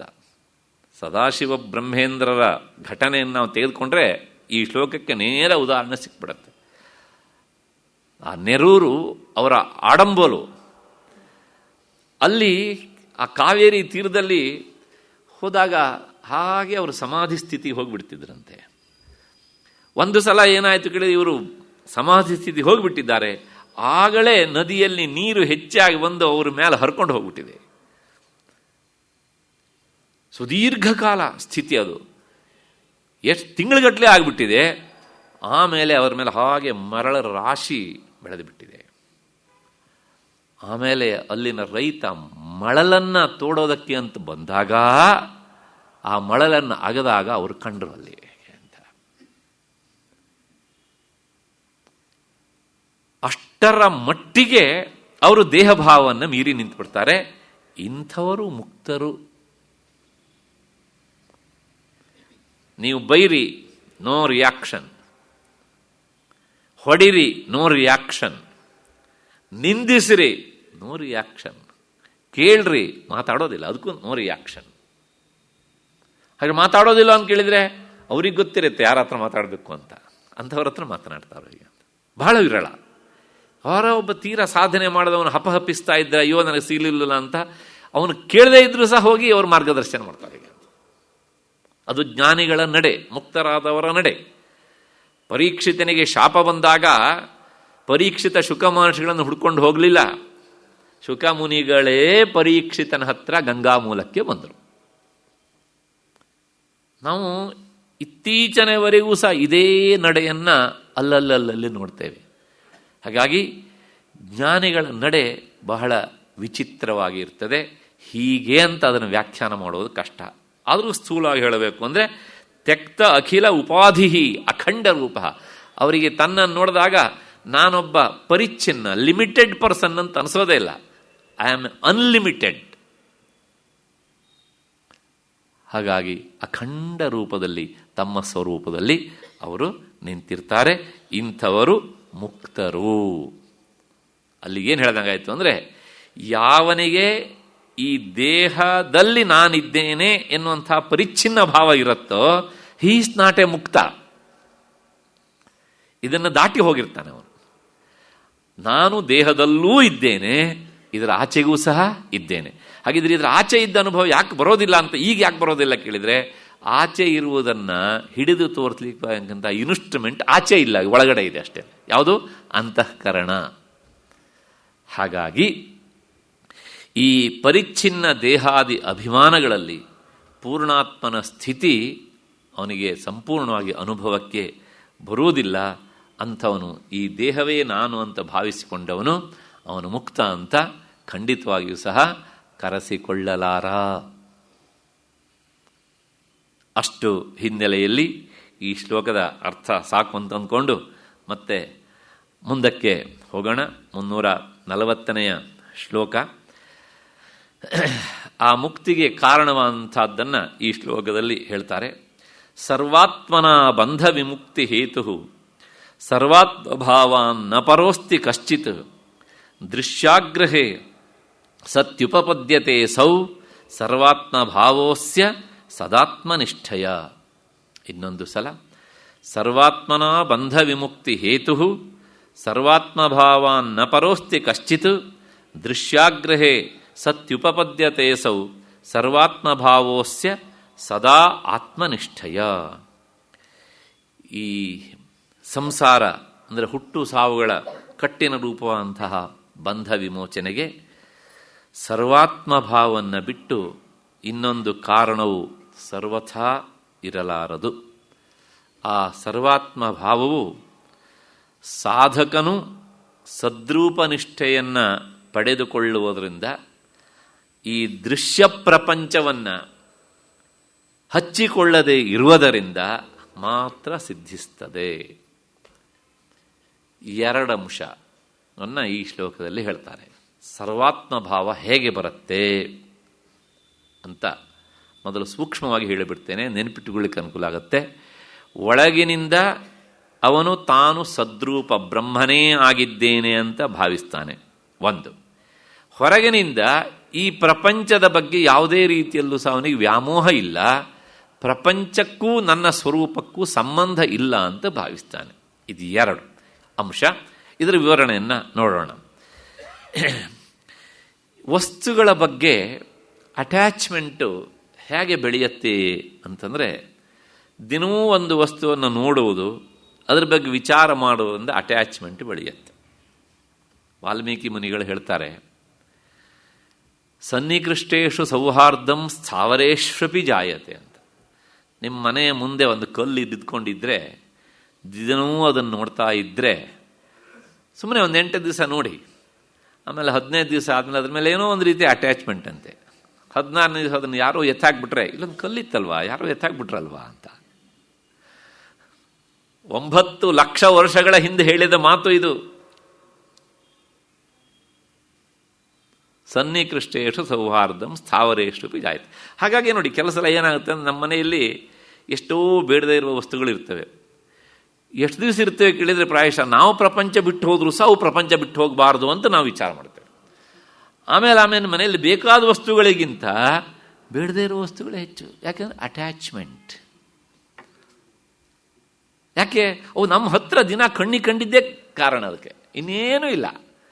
ಅವುಗಳಿಂದ ಏನೂ ಉಪಯೋಗ ಇಲ್ಲ. ವರ್ಷಕ್ಕೊಂದ್ಸಲ ನಾವು ಅದನ್ನು ಉಪಯೋಗಿಸೋದಿಲ್ಲ. ಹಾಗಾಗಿ ಬಹಳಷ್ಟು ಜನರ ಮನೆಯಲ್ಲಿ ಮೊದಲು ಒಂದು ಗುಜ್ರಿಗೆ ಅಂತ ವ್ಯವಸ್ಥೆ ಮಾಡ್ಕೊಂಡ್ರೆ ಆಮೇಲೆ ಅದು ಬೆಳೀತಾ ಹೋಗುತ್ತೆ ಹೇಗೆ ಅಂತ. ಗುಜ್ರಿ ರೂಮೇ ದೊಡ್ಡದಾಗ್ತಾ ಬರುತ್ತೆ ಹೇಗೆ ಅಂತ. ಅಷ್ಟರ ಮಟ್ಟಿಗೆ ಈ ಜಡ ವಸ್ತುಗಳು ನಮ್ಮನ್ನು ಏನು ಮಾಡ್ತವೆ ಕೇಳಿದ್ರೆ, ಎಳೆದು ಅವುಗಳತ್ತ ಕಟ್ಟಾಕ್ತಾ ಇರ್ತವೆ ಅಂತ. ಅದಕ್ಕೋಸ್ಕರ ಏನು ಮಾಡು ಅಂದರೆ, ಯಥೋ ನಿವರ್ತತೆ ತತಸ್ತೋ ಮುಚ್ಚತೆ. ನೀನು ಎಷ್ಟೆಷ್ಟು ಆ ವಸ್ತುಗಳಿಂದ ದೂರ ಆಗ್ತೀಯೋ ಅಷ್ಟಷ್ಟು ಆ ವಸ್ತುಗಳು ನಿನ್ನನ್ನು ಬಂಧಿಸುವುದು ಕಡಿಮೆ ಆಗ್ತದೆ. ಆ ವಸ್ತುಗಳು ನಿನ್ನನ್ನು ಎಳಿಬಾರ್ದು ಅಂತ ಏನು ಮಾಡಬೇಕು ಅಂದರೆ, ಅವುಗಳನ್ನು ನೋಡಲಿಕ್ಕೆ ಹೋಗಬೇಡ ನೀನು. ಗೀತೆಯಲ್ಲೂ ಈ ಮಾತನ್ನು ಹೇಳ್ತಾನೆ ಭಗವಂತ 12ನೇ ಅಧ್ಯಾಯದಲ್ಲಿ. ಎಲ್ಲ ಗ್ರಂಥಗಳು ಸಮಾನವಾದ ಅಭಿಪ್ರಾಯವನ್ನು ಕೊಡ್ತವೆ. ಮತ್ತಷ್ಟೇ ಅಲ್ಲ, ಸರಿ, ನೀನು ಅದನ್ನು ನೋಡುವುದನ್ನು ಬಿಟ್ಟಾಗ ಅವು ನಿನ್ನನ್ನು ಎಳೆಯೋದಿಲ್ಲ, ನಿನ್ನನ್ನು ಆಕರ್ಷಿಸುವುದಿಲ್ಲ. ಹಾಗೆ ಆಕರ್ಷಿಸುವುದು ಬಿಟ್ಟಾಗ ಏನಾಗುತ್ತೆ ಕೇಳಿದರೆ, ಆಗ ನಿವರ್ತನಾಧಿ ಸರ್ವತೋ ನವೇತ್ತಿ ದುಃಖಮಣ್ಣಪಿ. ಆಗ ಅದರಿಂದ ಆಗುವಂಥ ದುಃಖ ನಿನಗೆ ಆಗೋದಿಲ್ಲ ಅಷ್ಟೇ. ಅಲ್ಲಿ ಏನು ಹೇಳ್ದಂಗಾಯ್ತು ಅಂತ ಕೇಳಿದರೆ, ದುಃಖಕ್ಕೆ ಕಾರಣ ನಾವು ಆ ಜಡ ವಸ್ತುಗಳನ್ನು ನೋಡುವುದು, ಮತ್ತು ನೋಡಿದ್ದನ್ನು ಹಾಗೆ ಹಚ್ಚಿಕೊಳ್ಳುವುದು. ಆಮೇಲೆ ನಾವು ಹೇಳ್ದಂಗೆ ಅವು ಕೇಳೋಲ್ಲ, ಅವು ಹೇಳ್ದಂಗೆ ನಾವು ಕೇಳ್ತಿರ್ತೇವೆ. ಸುಮ್ಮನೆ ಒಂದು ಸಣ್ಣ ಉದಾಹರಣೆ ಕೊಡ್ತೇನೆ. ಸುಮ್ಮನೆ ಒಂದು ರೌಂಡ್ ಹಿಂಗೆ ಹೋಗಿ ಬರೋಣ ಅಂತ ಬಿಗ್ ಬಜಾರ್ ಒಳಗೆ ಎಂಟ್ರಿ ಕೊಡ್ತಾರೆ ನಮ್ಮ ಜನ. ಕೇಳಿದ್ರೆ ಹೇಳ್ತಾರೆ, ಇಲ್ಲ ಬೇಜಾರಾಯಿತು, ಸುಮ್ಮನೆ ಒಂದು ರೌಂಡ್ ಹಾಕ್ಕೊಂಡು ಬರೋಣ ಅಂತ ಬಂದೆ ಅಂತ. ಆಮೇಲೆ ಈಚೆ ಬರಬೇಕಿದ್ರೆ ನೋಡಿ ಕೈಯಲ್ಲಿ ಅದರೊಳಗೆ ಅರ್ಧದಷ್ಟು ಆಲ್ರೆಡಿ ಮನೆಯಲ್ಲಿ ಇದ್ದಿರತ್ತೆ. ನಾನು ಹೇಳಿದ ಮಾತು ಹೌದಾದ್ರೆ ಮಾತ್ರ ಒಪ್ಕೊಳ್ಳಿ, ಅಲ್ದ್ರೆ ಒಪ್ಕೊಳ್ಬೇಡಿ. ಪ್ರಾಯಶಃ ನಾನು ಹೋದ್ರೆ ನಾನು ಹಾಗೆ ಮಾಡ್ತಾನೆ ಅನ್ನೋ ಗೊತ್ತಿಲ್ಲ, ಹಾಗಾಗಿ ಹೋಗೋದೇ ಇಲ್ಲ. ಯಾಕೆಂದ್ರೆ ಇದೇ ಸೂತ್ರ, ಆ ಜಡ ವಸ್ತುಗಳಿಂದ ಆದಷ್ಟು ದೂರ ಇದೆ. ಯಾರು ಕರೆದ್ರೆ ಆಯ್ತಪ್ಪ ಬರ್ತೇನೆ, ಹೊರಗಡೆವರೆಗೆ ಬರ್ತೇನೆ, ಒಳಗಡೆ ನೀವು ಹೋಗಿ ಹೀಗೆ ಅಂತ. ಇಲ್ಲ, ಒಳಗಡೆ ಹೋದ್ರೂ ಸಹ ಇದರ ಹಣೆ ಬರ ಇಷ್ಟು ಅಂತ ತೀರ್ಮಾನ ಮಾಡಬೇಕು. ಹಾಗ ನಾವು ಅದನ್ನ ನಮ್ಮನ್ನ ಎಳೆಯೋ ತರ ಅದನ್ನ ಬಳಸಿಕೊಳ್ಳಬಾರದು. ಪ್ರತಿದಿನ ಈ ಜಡ ವಸ್ತುಗಳು ನಮ್ಮನ್ನು ಆಟ ಆಡಿಸೋದನ್ನು ನಾವು ನೋಡ್ತಾ ಇರ್ತೇವೆ. ಆದರೆ ಒಂದು ಕ್ಷಣನೂ ಸಹ ಹೌದಲ್ವ, ನಾನು ಹೇಳ್ದಂಗೆ ಇವು ಕೇಳಬೇಕು, ಇವು ಹೇಳ್ದಂಗೆ ನಾನು ಕೇಳ್ತಾ ಇದ್ದೇನಲ್ಲ ಅಂತ ನಾವು ವಿಚಾರ ಮಾಡೋದಿಲ್ಲ. ಅಷ್ಟು ಹಿನ್ನೆಲೆಯಲ್ಲಿ ಯಥೋ ಯಥೋ ನಿವರ್ತತೆ ತತಸ್ತತೋ ವಿಮುಚ್ಯತೆ. ವಸ್ತುಗಳಿಂದ ನೀನು ಎಷ್ಟೆಷ್ಟು ದೂರ ಆಗ್ತೀಯೋ ಆಗ ಅವುಗಳು ನಿನ್ನನ್ನು ಬಿಟ್ಬಿಡ್ತವೆ, ಹಿಡ್ಕೊಳ್ಳೋದಿಲ್ಲ. ನಿವರ್ತನಾಧ್ಯ ಸರ್ವತೋ ನವೇತ್ಯ ದುಃಖಮಣ್ವಪಿ. ಅವುಗಳಿಂದ ದೂರ ಆದಾಗ ಆಗ ಅವುಗಳಿಂದ ಆಗುವಂಥ ದುಃಖ ನಿನಗಾಗೋದಿಲ್ಲ. ಅಲ್ಲ, ಅವುಗಳಿಂದ ಸುಖವೂ ಆಗ್ಬೋದಲ್ಲ ಅಂತ ಪ್ರಶ್ನೆ ಕೇಳ್ಬೋದು ನೀನು. ಸುಖ ಆದರೆ ಸುಖ 10ರಷ್ಟು, ದುಃಖ 90ರಷ್ಟು. ಅದನ್ನು ನೋಡಿಬೇಕಿದ್ರೆ ಹೌದಲ್ವ. ಹಾಗಾಗಿ ಹೀಗೆ ಹೇಳಿದ್ರಿಂದ ಆ ಜ್ಞಾನಿ ಏನು ಮಾಡ್ತಾನೆ ಕೇಳಿದರೆ, ಈ ಸರ್ವಾತ್ಮ ಭಾವ ಪಡೆಯೋದಕ್ಕೋಸ್ಕರ ಇವುಗಳಿಂದ ದೂರ ಆಗ್ತಾನೆ. ಹಾಗಾಗಿ ಆತ ಇದನ್ನೆಲ್ಲ ಬಿಟ್ಟು ಅಹಂ ಬ್ರಹ್ಮಾಸ್ಮಿ, ನಾನು ಇದನ್ನು ಹಿಂದೆ ಬಹಳಷ್ಟು ಸಲ ಹೇಳಿದ್ದೇನೆ, ದಕ್ಷಿಣಾಮೂರ್ತಿ ಸ್ತೋತ್ರದ ಅರ್ಥವನ್ನು ಹೇಳುವಾಗಲೂ ಮತ್ತು ಬೇರೆ ಬೇರೆ ಸಂದರ್ಭದಲ್ಲೂ ಸಹ. ಮಹಾವಾಕ್ಯ ಇದು, ಜೀವಬ್ರಹ್ಮ ಐಕ್ಯವನ್ನು ಬೋಧಿಸುವಂತಹದ್ದು. ಗುರುಗಳು ಶಿಷ್ಯರಿಗೆ ಜೀವಬ್ರಹ್ಮ ಐಕ್ಯವನ್ನು ಬೋಧಿಸುವಂತಹ ತತ್ವಮಸಿ ನೀನು ಬ್ರಹ್ಮವೇ ಆಗಿದ್ದೀ ಅನ್ನುವಂಥ ಉಪದೇಶಾತ್ಮಕವಾದಂಥ ವಾಕ್ಯ. ಅದಾದಮೇಲೆ ಅದನ್ನು ಕೇಳಿ ಆದಮೇಲೆ ಪ್ರಜ್ಞಾನಂ ಬ್ರಹ್ಮ ಅಂದರೆ ನನ್ನ ಈ ಜ್ಞಾನ ಅನ್ನೋದು ಉಂಟಲ್ಲ, ಅರಿವು, ಇದೇ ಬ್ರಹ್ಮಸ್ವರೂಪ ಅಂತ ಅವನೇನು ಮಾಡ್ತಾನೆ ಕೇಳಿದರೆ ಉಪಾಸನೆ ಮಾಡ್ತಾನೆ. ಅದಾದ ಮೇಲೆ ಅಯಮಾತ್ಮ ಬ್ರಹ್ಮ, ಓ ಈ ಆತ್ಮಯೇ ಬ್ರಹ್ಮ ಅಂತ ಅನುಸಂಧಾನ ಮಾಡ್ತಾನೆ. ಕೊನೆಗೆ ಅದು ಅನುಸಂಧಾನ ಬಲಿತು ಆದ ಮೇಲೆ ನಿಲ್ತಾನೆ ಅಹಂ ಬ್ರಹ್ಮಾಸ್ಮಿ ಅಂತ. ಹೀಗೆ ಈ 4 ವಾಕ್ಯಗಳು 4 ಬೇರೆ ಬೇರೆಯ ಮುಖಗಳನ್ನು ಹೇಳಿ ನಮಗೆ ಪಾಠವನ್ನು ಹೇಳ್ತವೆ. ಹಾಗಾಗಿ ಅಹಂ ಬ್ರಹ್ಮಾಸ್ಮಿ ಯೋ ವೇದ ಸ ಸರ್ವಂ ಭವತಿ. ಅಹಂ ಬ್ರಹ್ಮಾಸ್ಮಿ, ನಾನು ಬ್ರಹ್ಮವೇ ಆಗಿದ್ದೇನೆ ಅಂತ ಅವನು ಅಂದ್ಕೊಂಡಿರ್ತಾನೋ, ಬ್ರಹ್ಮವಸ್ತು ಎಲ್ಲ ಕಡೆಗೂ ಇದೆ ಅಂತ ಆದಮೇಲೆ, ಅದು ನಾನೇ ಆಗಿದ್ದೇನೆ ಅಂತ ಆದಮೇಲೆ ಅವನು ಸರ್ವವೂ ಆಗಲೇಬೇಕು. ಹಾಗಾಗಿ ನಾಭೂತ್ಯ ಈಶತೆ ದೇವಾಹ ತೇಷಾಮಾತ್ಮ ಭವೇದ್ಧಿ ಸಹ. ಅಲ್ಲ, ಅವನು ಸರ್ವಾತ್ಮ ಭಾವವನ್ನು ಹೊಂದೋದಕ್ಕೆ ದೇವತೆಗಳು ಅಡ್ಡಿ ಮಾಡೋದಿಲ್ವಾ ಅಂತ ಒಂದು ಪ್ರಶ್ನೆ ಮಧ್ಯದಲ್ಲಿ. ಸರ್ವಾತ್ಮ ಭಾವ ಅಂದ್ರೇನು? ಎಲ್ಲೆಲ್ಲೂ ತುಂಬಿರುವವನು ನಾನೇ ಅಂತ. ಬರೇ ಬೆಂಗಳೂರಲ್ಲಿ, ಕರ್ನಾಟಕದಲ್ಲಿ, ಭಾರತದಲ್ಲಿ ಅಂತ ಅಷ್ಟೇ ಅಲ್ಲ, ಈ ಅತಳ ವಿತಳ ಸುತಲ ತಲಾತಲಾದಿ ಎಲ್ಲ ಲೋಕಗಳಲ್ಲೂ ಸಹ ಇರುವವನು ನಾನು ಎನ್ನುವಂತಹ ಅತ್ಯಂತ ವಿಸ್ತೃತವಾದಂತಹ ಭಾವ. ಸರ್ವೋಹಂ, ನಾನು ಎಲ್ಲವುದೂ ಆಗಿದ್ದೇನೆ ಅಂತ. ಇದಕ್ಕೆ ಈ ದೇವತೆಗಳು ಅವಕಾಶ ಕೊಡ್ತಾರಾ ಅಂತ ಒಂದು ಪ್ರಶ್ನೆ ಮಧ್ಯದಲ್ಲಿ. ಅದಕ್ಕೆ ಹೇಳ್ತಾರೆ, ಆ ಸರ್ವದಲ್ಲಿ ಅವರು ಸಹ ಸೇರಿದ್ದಾರೋ ಇಲ್ವಾ? ಹಾಗಾಗಿ ಅವ್ರು ಏನೂ ಮಾಡೋಕ್ಕಾಗಲ್ಲ ಅಂತ. ಯಾಕೆ ಅಂದರೆ ಇದನ್ನು ಅರ್ಥ ಮಾಡಿಸೋದಕ್ಕೆ ಒಂದು ಉದಾಹರಣೆ ಕೊಟ್ಟುಬಿಡ್ತೇನೆ. ತಾಯಿಯ ಗರ್ಭದಲ್ಲಿರುವಂತಹ ಶಿಶು ಒಳಗಿನಿಂದ ಒದಿಯತ್ತೆ. ಒದ್ದಿದ್ದಕ್ಕೆ ಅದಕ್ಕೆ ಪಾಪ ಬರುತ್ತಾ? ಬರೋದಿಲ್ಲ. ಯಾಕೆ ಹೇಳಿ? ಗೊತ್ತಿಲ್ಲ. ಮೊದಲನೇದಾಗಿ ಅದು ತಾಯಿಯಿಂದ ಬೇರೆಯಾಗಿ ಇಲ್ಲ, ಅದು ತಾನೆ. ಎರಡನೇದಾಗಿ ಅದಕ್ಕೆ ತಾನು ಮಾಡುವುದು ಸರಿಯೋ ತಪ್ಪೋ ಅನ್ನೋದು ಸಹ ಗೊತ್ತಿಲ್ಲ. ಹಾಗೇನೆ ಈ ಸರ್ವೋಹಂ ಎನ್ನುವಂಥದ್ದು ಎಲ್ಲ ಕಡೆಗೂ ನಾನು ವ್ಯಾಪಿಸಿದ್ದೇನೆ ಅಂತ ಆದಮೇಲೆ ಆ ಎಲ್ಲ ಕಡೆ ಇರುವಂಥ ಈ ವಿಶಾಲವಾದ ಪ್ರಪಂಚ ಗರ್ಭದಲ್ಲಿ, ಜಗದ್ಗರ್ಭದಲ್ಲಿ ದೇವಲೋಕವೂ ಸೇರಿದೆಯೋ ಇಲ್ವೋ? ಅವರು ಇವನಿಗೆ ಏನು ಉಪದ್ರವ ಕೊಟ್ಟರೂ ಸಹ ತಾಯಿಯ ಗರ್ಭದಲ್ಲಿರುವ ಮಗು ಚಡಪಡಿಸಿ ಒದ್ರೆ ಎಷ್ಟೋ ಅಷ್ಟೇ, ಏನು ಮಾಡೋಕ್ಕೆ ಆಗಲ್ಲ. ಅದರ ಆ ಒದೆಯುವಿಕೆ ಕ್ರಿಯೆಯಿಂದ ತಾಯಿಯ ಕ್ರಿಯೆಯಲ್ಲಿ ಏನು ಬದಲಾವಣೆ ಆಗುವುದಿಲ್ಲ. ಯಾಕೆಂದರೆ ಈ ಸರ್ವೋಹಂನಂಥ ಸರ್ವಾತ್ಮ ಭಾವನೆ ಉಂಟಲ್ಲ, ಅದು ಅತ್ಯಂತ ದೊಡ್ಡದಾಗುತ್ತೆ. ಈಗ ಇನ್ನೂ ಸುಲಭವಾಗಿ ಅರ್ಥ ಆಗೋದಕ್ಕೆ ಅಂತ ಒಂದು ಉದಾಹರಣೆ ಕೊಟ್ಬಿಡ್ತೇನೆ. ನೀವು ಯಾರೋ ಒಬ್ಬರು ಇಲ್ಲಿರುವವರು ತ್ಯಾಗರಾಜ ನಗರ ಕಡೆಯಿಂದ ಈ ಕಡೆ ರಾಮಕೃಷ್ಣ ಆಶ್ರಮದ ಕಡೆಗೆ ನಿಮ್ಮ ಕಾರಲ್ಲಿ ಹೋಗ್ತಾ ಇದ್ದೀರಾ. ಆದರೆ ಆ ಕಾರ್ ಟಾಪಲ್ಲಿ ಒಂದು ಇರುವೆ ಕುಳಿತಿದೆ. ಆ ಇರುವೆ ಕಾರಿನ ಗ್ಲಾಸ್ ಕಡೆಯಿಂದ ಹಿಂಭಾಗಕ್ಕೆ ಬರ್ತಾ ಇದೆ. ಅದು ಅಂದ್ಕೊಂಡಿರುತ್ತೆ ಏನು ಅಂದರೆ, ನಾನು ಈ ಕಾರಿಗೆ ವಿರುದ್ಧವಾದ ದಿಕ್ಕಿನಲ್ಲಿ ಹೋಗ್ತಾ ಇದ್ದೇನೆ ಅಂತ. ಹೋಗಲಿ, ಮುಂಭಾಗದಿಂದ ಹಿಂಭಾಗದವರೆಗೂ ಬರಲಿ ಅದು. ಆದರೆ ಅದು ತ್ಯಾಗರಾಜ ನಗರಕ್ಕೆ ಬರುತ್ತಾ? ಅದು ಕಾರ್ ಎಲ್ಲಿ ಹೋಗುತ್ತಾ? ಅಲ್ಲೇ ಹೋಗುತ್ತೆ. ಯಾಕೆ ಅಂದರೆ ಇರುವೆ ಅದು ಲಿಮಿಟೆಡ್, ಕಾರು ಅದಕ್ಕೆ ಹೋಲಿಸಿದಾಗ ಅನ್ಲಿಮಿಟೆಡ್. ಹೌದು ತಾನೆ? ಅಂದರೆ ಅದು ವ್ಯಾಪಕ ಜಾಸ್ತಿ ಉಂಟು, ವ್ಯಾಪಕತ್ವ ಜಾಸ್ತಿ ಉಂಟು. ಹೌದು ತಾನೆ? ಹಾಗೇನೆ ಈ ಸರ್ವಾತ್ಮ ಭಾವದಲ್ಲಿ ನಿಂತಂಥವನಿಗೆ ದೇವಲೋಕವೂ ಸಹ ಅದು ನಗಣ್ಯ. ಆ ದೇವಲೋಕ ಕಾರ್ ಮೇಲೆ ಇರುವೆ ಹಾಗೇನೆ. ಕಾರ್ ಎಲ್ಲೋ ಹೋಗುತ್ತೆ ಅಲ್ಲೇ ಹೋಗ್ಬೇಕಷ್ಟೇ ಹೊರತು ಸಹ ಇರುವೆ ಅಂದ್ಕೊಂಡ ಹಾಗೆ ಅದು ರಾಮಕೃಷ್ಣ ಆಶ್ರಮದ ಕಡೆಯಿಂದ ತ್ಯಾಗರಾಜನಗರ ಕಡೆಗೆ ಬರ್ಲಿಕ್ಕೆ ಆಗೋದೇ ಇಲ್ಲ. ಹೌದು ತಾನೆ? ಹಾಗೆ ಆ ಸರ್ವಾತ್ಮ ಭಾವದಿಂದ ಈ ಸ್ಥಿತಿಗೆ ಹೋದವನಿಗೆ ದೇವತೆಗಳೂ ಸಹ ಏನೂ ಅಡ್ಡಿಯನ್ನು ಮಾಡಲಾರರು. ಹೋಗೋಕ್ಕಿಂತ ಮೊದಲು ಕೆಲವು ಚೇಷ್ಟೆಗಳನ್ನು ಮಾಡಬಹುದು.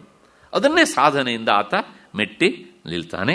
ಅಷ್ಟು ಹಿನ್ನೆಲೆಯಲ್ಲಿ ನ ಹ್ಯಗ್ನಿರಾತ್ಮಾನಂ ದಹತಿ, ಅಲ್ಲ ಈ ದೇವತೆಗಳು ಅವನಿಗೆ ತೊಂದರೆ ಕೊಡೋದಿಲ್ವ ಅಂತಂದರೆ ಅವರೂ ಸಹ ಇವನು ಒಳಗೆ ಸೇರಿ ಹೋಗಿರ್ತಾರಾದ್ದರಿಂದ ಅವರು ಏನು ತೊಂದರೆನೂ ಕೊಡಲಿಕ್ಕಾಗೋದಿಲ್ಲ. ಹೇಗೆ ಅಂದರೆ ಅದಕ್ಕೊಂದು ಇನ್ನೊಂದು ದೃಷ್ಟಾಂತ ಕೊಡ್ತಾರೆ. ಅವರೂ ಸಹ ಇವನಿಗಿಂತ ಭಿನ್ನರಾಗಿ ಇಲ್ಲ, ಆಗ ಇವನಲ್ಲಿಯೇ ಅವರು ಸೇರಿರ್ತಾರೆ. ಹಾಗಾಗಿ ಅವರು ಇವನಿಗಿಂತ ಬೇರೆಯಾಗಿ ಇದ್ದರೆ ಅವರು ತೊಂದರೆ ಕೊಡ್ತಿದ್ರು. ಆದರೆ ಅವರು ಸಹ ಇವನಲ್ಲಿಯೇ ಸೇರಿ ಅಭಿನ್ನರಾಗಿರ್ತಾರಾದ್ದರಿಂದ ಅವರು ಏನೂ ತೊಂದರೆ ಕೊಡೋಕ್ಕಾಗೋದಿಲ್ಲ. ಅದಕ್ಕೊಂದು ದೃಷ್ಟಾಂತ ಕೊಡ್ತಾರೆ. ಬೆಂಕಿ ಏನೆಲ್ಲ ವಸ್ತುಗಳನ್ನು ಸುಡುತ್ತೆ, ಅದು ತನ್ನನ್ನೇ ತಾನು ಸುಟ್ಕೊಳ್ಳುತ್ತಾ ಇಲ್ಲ. ಒಬ್ಬ ಪ್ರಸಿದ್ಧವಾದ ಡಾನ್ಸರ್ ಇದ್ದಾನೆ, ತುಂಬ ಚೆನ್ನಾಗಿ ಡಾನ್ಸ್ ಮಾಡ್ತಾನೆ. ಆದರೆ ಅವನತ್ತ ಹೇಳಿ ನಿನ್ನ ಬೆನ್ನ ಮೇಲೆ ಒಂದು ದಿವಸ ನಿಂತ್ಕೊಂಡು ಡಾನ್ಸ್ ಮಾಡುವಂತ ಆಗತ್ತಾ? ಇಲ್ಲ. ಯಾಕೆ? ಅದು ಅವನನ್ನು ಬಿಟ್ಟು ಬೇರೆಯಾಗಿ ಇಲ್ಲ. ಹಾಗೆ ಇಲ್ಲಿ ಕರ್ತ ಕರ್ಮ ಎಲ್ಲವುದೂ ಸಹ ಅವನು ಒಬ್ಬನೇ ಆಗಿರ್ತಾನೆ. ಇದನ್ನು ಗೀತೆಯಲ್ಲೂ ಭಗವಂತ ಹೇಳ್ತಾನೆ, ಬ್ರಹ್ಮಾರ್ಪಣಂ ಬ್ರಹ್ಮ ಹವಿಹಿ ಬ್ರಹ್ಮಾಗ್ನೌ ಬ್ರಹ್ಮಣಾಹುತಂ ಬ್ರಹ್ಮೈವ ತೇನ ಗಂತವ್ಯಂ ಬ್ರಹ್ಮ ಕರ್ಮ ಸಮಾಧಿನ. ಕರ್ತೃ ಕರ್ಮ ಎಲ್ಲವೂ ಒಂದೇ ಅಂದರೆ ಹೇಗೆ ಅಂದರೆ ನೋಡಿ, ಇಲ್ಲೊಂದು ಹಣ್ಣು ಇದೆ. ರಾಮ ಎನ್ನುವಂಥ ಹುಡುಗ ಇದ್ದಾನೆ. ರಾಮ ಎನ್ನುವಂಥ ಹುಡುಗ ಆ ಹಣ್ಣನ್ನು ತಿಂದಾಗ ತಿನ್ನುವ ಕ್ರಿಯೆಯಲ್ಲಿ ಕರ್ತ ಯಾರು? ರಾಮ ಎನ್ನುವ ಹುಡುಗ. ತಿನ್ನಲ್ಪಡುವುದು ಯಾವುದು? ಹಣ್ಣು. ಅದು ಕರ್ಮ ಅಲ್ವಾ? ಕರ್ತ ಬೇರೆ, ಕರ್ಮ ಬೇರೆ. ಈಗ ನಾನು ಒಂದು ಪುಸ್ತಕ ಓದ್ತೇನೆ, ಓದುವ ನಾನು ಕರ್ತ, ಓದಲ್ಪಡುವಂತಹ ಪುಸ್ತಕ ಕರ್ಮ. ಅದರಲ್ಲಿ ಏನಾಗಿರುತ್ತೆ ಕೇಳಿದೆ, ಇಲ್ಲಿ ಎಲ್ಲ ಬೇರೆ ಬೇರೆ. ಅಲ್ಲಿ ಆ ಸಾರ್ವಭೌಮ ಸ್ಥಿತಿಯಲ್ಲಿ, ಸರ್ವಾತ್ಮ ಸ್ಥಿತಿಯಲ್ಲಿ ಎಲ್ಲವುದೂ ಒಂದೇ. ಹಾಗಾಗಿ ಕರ್ತ ಬೇರೆ, ಕರ್ಮ ಬೇರೆ, ಕ್ರಿಯಾ ಬೇರೆ ಎನ್ನುವಂತಹದ್ದು ಇಲ್ಲವೇ ಇಲ್ಲ. ನಿಮ್ಮ ಯಾವ ಭಾಷೆಯೂ ಅಲ್ಲಿ ಕೆಲಸ ಮಾಡೋದಿಲ್ಲ. ಭಾಷಾ ನೇಮ್ ಅಲ್ಲ, ಅವನಿಗೆ ಅಪ್ಲೈ ಆಗೋದೇ ಇಲ್ಲ. ಲಿಂಗ್ವಿಸ್ಟಿಕ್ಸ್ ಎಲ್ಲ ಕಳಚಿ ಬಿದ್ದೋಗ್ತದೆ ಅಲ್ಲಿ ಅಷ್ಟೇ. ಹಾಗಾಗಿ ಕರ್ತ ಕರ್ಮ ಅದು ಯಾವುದೂ ಸಹ ಅವನಿಗೆ ಇಲ್ಲ. ಸರ್ವಭೂತೇಷು ಚಾತ್ಮಾನಂ ಸರ್ವಭೂತಾನಿ ಚಾತ್ಮನಿ. ಅವನು ಎಲ್ಲ ಜೀವಿಗಳನ್ನು ತನ್ನೊಳಗೆ ನೋಡ್ತಾನೆ, ಎಲ್ಲ ಜೀವಿಗಳಲ್ಲೂ ತಾನಿದ್ದೇನೆ ಅಂತ ಅಂದ್ಕೊಳ್ತಾನೆ. ಎಲ್ಲ ಜೀವಿಗಳು ತನ್ನಲ್ಲಿಯೇ ಇವೆ, ಅವುಗಳಲ್ಲಿ ನಾನಿದ್ದೇನೆ ಅಂತ. ಇದೇನಿದು? ಎಲ್ಲ ಜೀವಿಗಳು ತನ್ನಲ್ಲಿವೆ, ಆ ಜೀವಿಗಳಲ್ಲಿ ನಾನಿದ್ದೇನೆ ಅಂತ. ಪರಸ್ಪರ ವಿರುದ್ಧ ಅಲ್ವ? ಅಂದರೆ ಏನಿಲ್ಲ, ವಿರುದ್ಧ ಏನಿಲ್ಲ. ನಾನು ಹಿಂದೂ ಪ್ರಾಯಶಃ ಬಹಳ ಹಿಂದೆ ಒಂದು ಉದಾಹರಣೆ ಕೊಟ್ಟಿದ್ದೇನೆ ಇದಕ್ಕೆ ಸಂಬಂಧಪಟ್ಟ ಹಾಗೆ. ಇನ್ನೊಂದು ಜ್ಞಾಪಿಸಿ ಬಿಡ್ತೇನೆ. ನದಿಯ ತೀರಕ್ಕೆ ಹೋಗೋಣ ಒಮ್ಮೆ. ಬಂಡೆಯಿಂದ ಕೆಳಕ್ಕೆ ನೀರು ಬೀಳುತ್ತೆ ಅಂತ ಅಂದ್ಕೊಳ್ಳಿ. ಬಿದ್ದ ತಕ್ಷಣ ಕೆಳಗಡೆಯಿಂದ ತಕ್ಷಣ ಏನು ಬಿಡುತ್ತೆ? ಬಬಲ್ಸ್ ಬರ್ತವೆ ಅಲ್ವಾ? ಆ ಬಬಲ್ಸ್ಗಳು ಬಂದಿದ್ದು ತೇಲ್ಕೊಂಡು ಹೋಗ್ತಾ ಇರ್ತವೆ. ಎಲ್ಲಿ ತೇಲ್ಕೊಂಡು ಹೋಗ್ತವೆ ಅವು? ನೀರಿನಲ್ಲಿ ತೇಲ್ಕೊಂಡು ಹೋಗ್ತವೆ. ಅಂದರೆ ಆ ಗುಳ್ಳೆ ನೀರನ್ನು ಬಿಟ್ಟು ಬೇರೆ ಆಗಿಲ್ಲ, ಗುಳ್ಳಿಗೆ ನೀರೇ ಆಶ್ರಯ. ಹೌದು ತಾನೆ? ಹೌದು, ಒಪ್ಕೊಳ್ಳೋಣ. ಆದರೆ ಆ ಗುಳ್ಳೆ ಒಳಗಿರೋದೇನು? ನೀರೇ. ನೀರಿನಲ್ಲಿರೋದು ಗುಳ್ಳೆ, ಗುಳ್ಳೆ ಒಳಗಿರೋದು ನೀರೇ. ಹೌದು ತಾನೆ? ಆದ್ದರಿಂದ ನಾನು ಎಲ್ಲದರೊಳಗೂ ಇದ್ದೇನೆ, ಮತ್ತೆ ಎಲ್ಲವೂ ನನ್ನಲ್ಲಿಯೇ ಇವೆ. ಇದು ಸರ್ವಾತ್ಮ ಭಾವ. ನಮಗಿಂಥ ಭಾವ ಬರುತ್ತಾ? ಬರೋದಿಲ್ಲ. ಇದು ಎಷ್ಟೋ ಜನ್ಮ ಜನ್ಮಾಂತರದ ಸಾಧನೆಯಿಂದ ಬರುವಂತಹದ್ದು. ಅಸಾಧ್ಯ ಅಂತಲ್ಲ, ದುಸ್ಸಾಧ್ಯ, ಕಷ್ಟ, ಸಾಧ್ಯ. ಹಾಗಿದ್ರೆ ಕೆಲವು ಜನರಿಗೆ ಬೇಗ ಆಗುತ್ತಲ್ಲ ಅಂದರೆ ಅವರು ಹಿಂದೆ ಎಷ್ಟು ಜನದಲ್ಲಿ ಅದನ್ನು ಸಾಧನೆ ಮಾಡಿದ್ದಾರೋ ನಮಗೆ ಗೊತ್ತಿಲ್ಲ, ಅದಷ್ಟೇನೆ ಅಲ್ವಾ? ಈಗ ತರಗತಿಯಲ್ಲಿ ನೋಡಿ, 50 ಜನ ಮಕ್ಕಳಿದ್ರೆ ಒಂದು 10 ಜನ ಮಕ್ಕಳಿಗೆ ಪಾಠ ಹೇಳಿದ ತಕ್ಷಣ ಅರ್ಥ ಆಗುತ್ತೆ. ಇನ್ನೊಂದು 20 ಜನ ಇರ್ತಾರೆ, ಅವ್ರಿಗೆ 2-3 ಸಲ ಹೇಳಬೇಕಾಗುತ್ತೆ. ಮತ್ತು ಕೆಲವು ಜನ ಇರ್ತಾರೆ, ಕೆಲವು ವಿದ್ಯಾರ್ಥಿಗಳಿರ್ತಾರೆ, ಅವ್ರಿನ್ನೂ ಎಷ್ಟಾದರೂ ಹೇಳಿ ಏನೂ ತಲೆ ಹೋಗೋದಿಲ್ಲ. ಈಗ ನಾವು ನೋಡೋದು ಸಮಾನ ವಯಸ್ಸಿನ ಮಕ್ಕಳು ಒಂದೇ ತರಗತಿಯಲ್ಲಿ, ಒಂದೇ ಸ್ಕೂಲಲ್ಲಿ, ಒಂದೇ ಇಸ್ಕಾನ್ ಊಟ ಮಾಡುವವರು ಎಲ್ಲರೂ ಸಹ. ಆದರೆ ಅವರಿಗೆ ಬೇಗ ಅರ್ಥ ಆಗ್ತದೆ 10 ಜನರಿಗೆ, ಇನ್ನು ಕೆಲವರು ತಡದ ಅರ್ಥ ಆಗ್ತದೆ, ಮತ್ತು ಕೆಲವರು ಅರ್ಥವೇ ಆಗೋದಿಲ್ಲ. ಯಾಕೆ? ಹೊರಗಡೆಯಿಂದ ಯೂನಿಫಾರ್ಮ್ ಸಮಾನವಾಗಿರುತ್ತೆ, ಆದರೆ ಈ ಯೂನಿಫಾರ್ಮ್ ಸಮಾನವಾಗಿ ಇರಲ್ಲ. ಯಾಕೆ? ಅಷ್ಟೇ. ಆ ತಕ್ಷಣ ಹೇಳಿದ ತಕ್ಷಣ ಅರ್ಥ ಆಗುತ್ತಲ್ಲ 10 ಜನ ಮಕ್ಕಳಿಗೆ, ಅವರಿಗೆ ಈ ಜನ್ಮದ್ದೊಂದೇ ಅಲ್ಲ ಪ್ರಯತ್ನ. ಯಾಕೆಂದ್ರೆ ಅವರಿಗೆ ಪಾಠ ಆದ್ಮೇಲೆ ನೀವು ಓದು ಅಂತ ಹೇಳುವ ಅವಶ್ಯಕತೆಯೂ ಇಲ್ಲ. ಅಂದರೆ ಹಿಂದಿನ ಜನ್ಮದಲ್ಲಿ ಮಾಡಿದ ಸಾಧನೆ ಉಂಟಲ್ಲ, ಅದು ಫಲ ಕೊಡ್ತಾ ಇರುತ್ತೆ. ಮತ್ತೆ ಇನ್ನೊಂದು 30 ಜನ 20 ಜನ ಇದ್ದಾರಲ್ಲ, ಅವರಿಗೆ ಸ್ವಲ್ಪ ಹೇಳಿದರೆ ಗಾಡಿ ಚಾಲು ಆಗುತ್ತೆ. ಹೀಗೆ ಯಾಕೆಂದರೆ ಅವರು ಅಲ್ಲೂ ಹಾಗೇ ಮಾಡ್ಕೊಂಡು ಬಂದವರು, ಇನ್ನೊಬ್ಬರಿಗೋಸ್ಕರ ಓದ್ದವರು ಅವರು, ಅವರಿಗಾಗಿ ಅಲ್ಲ.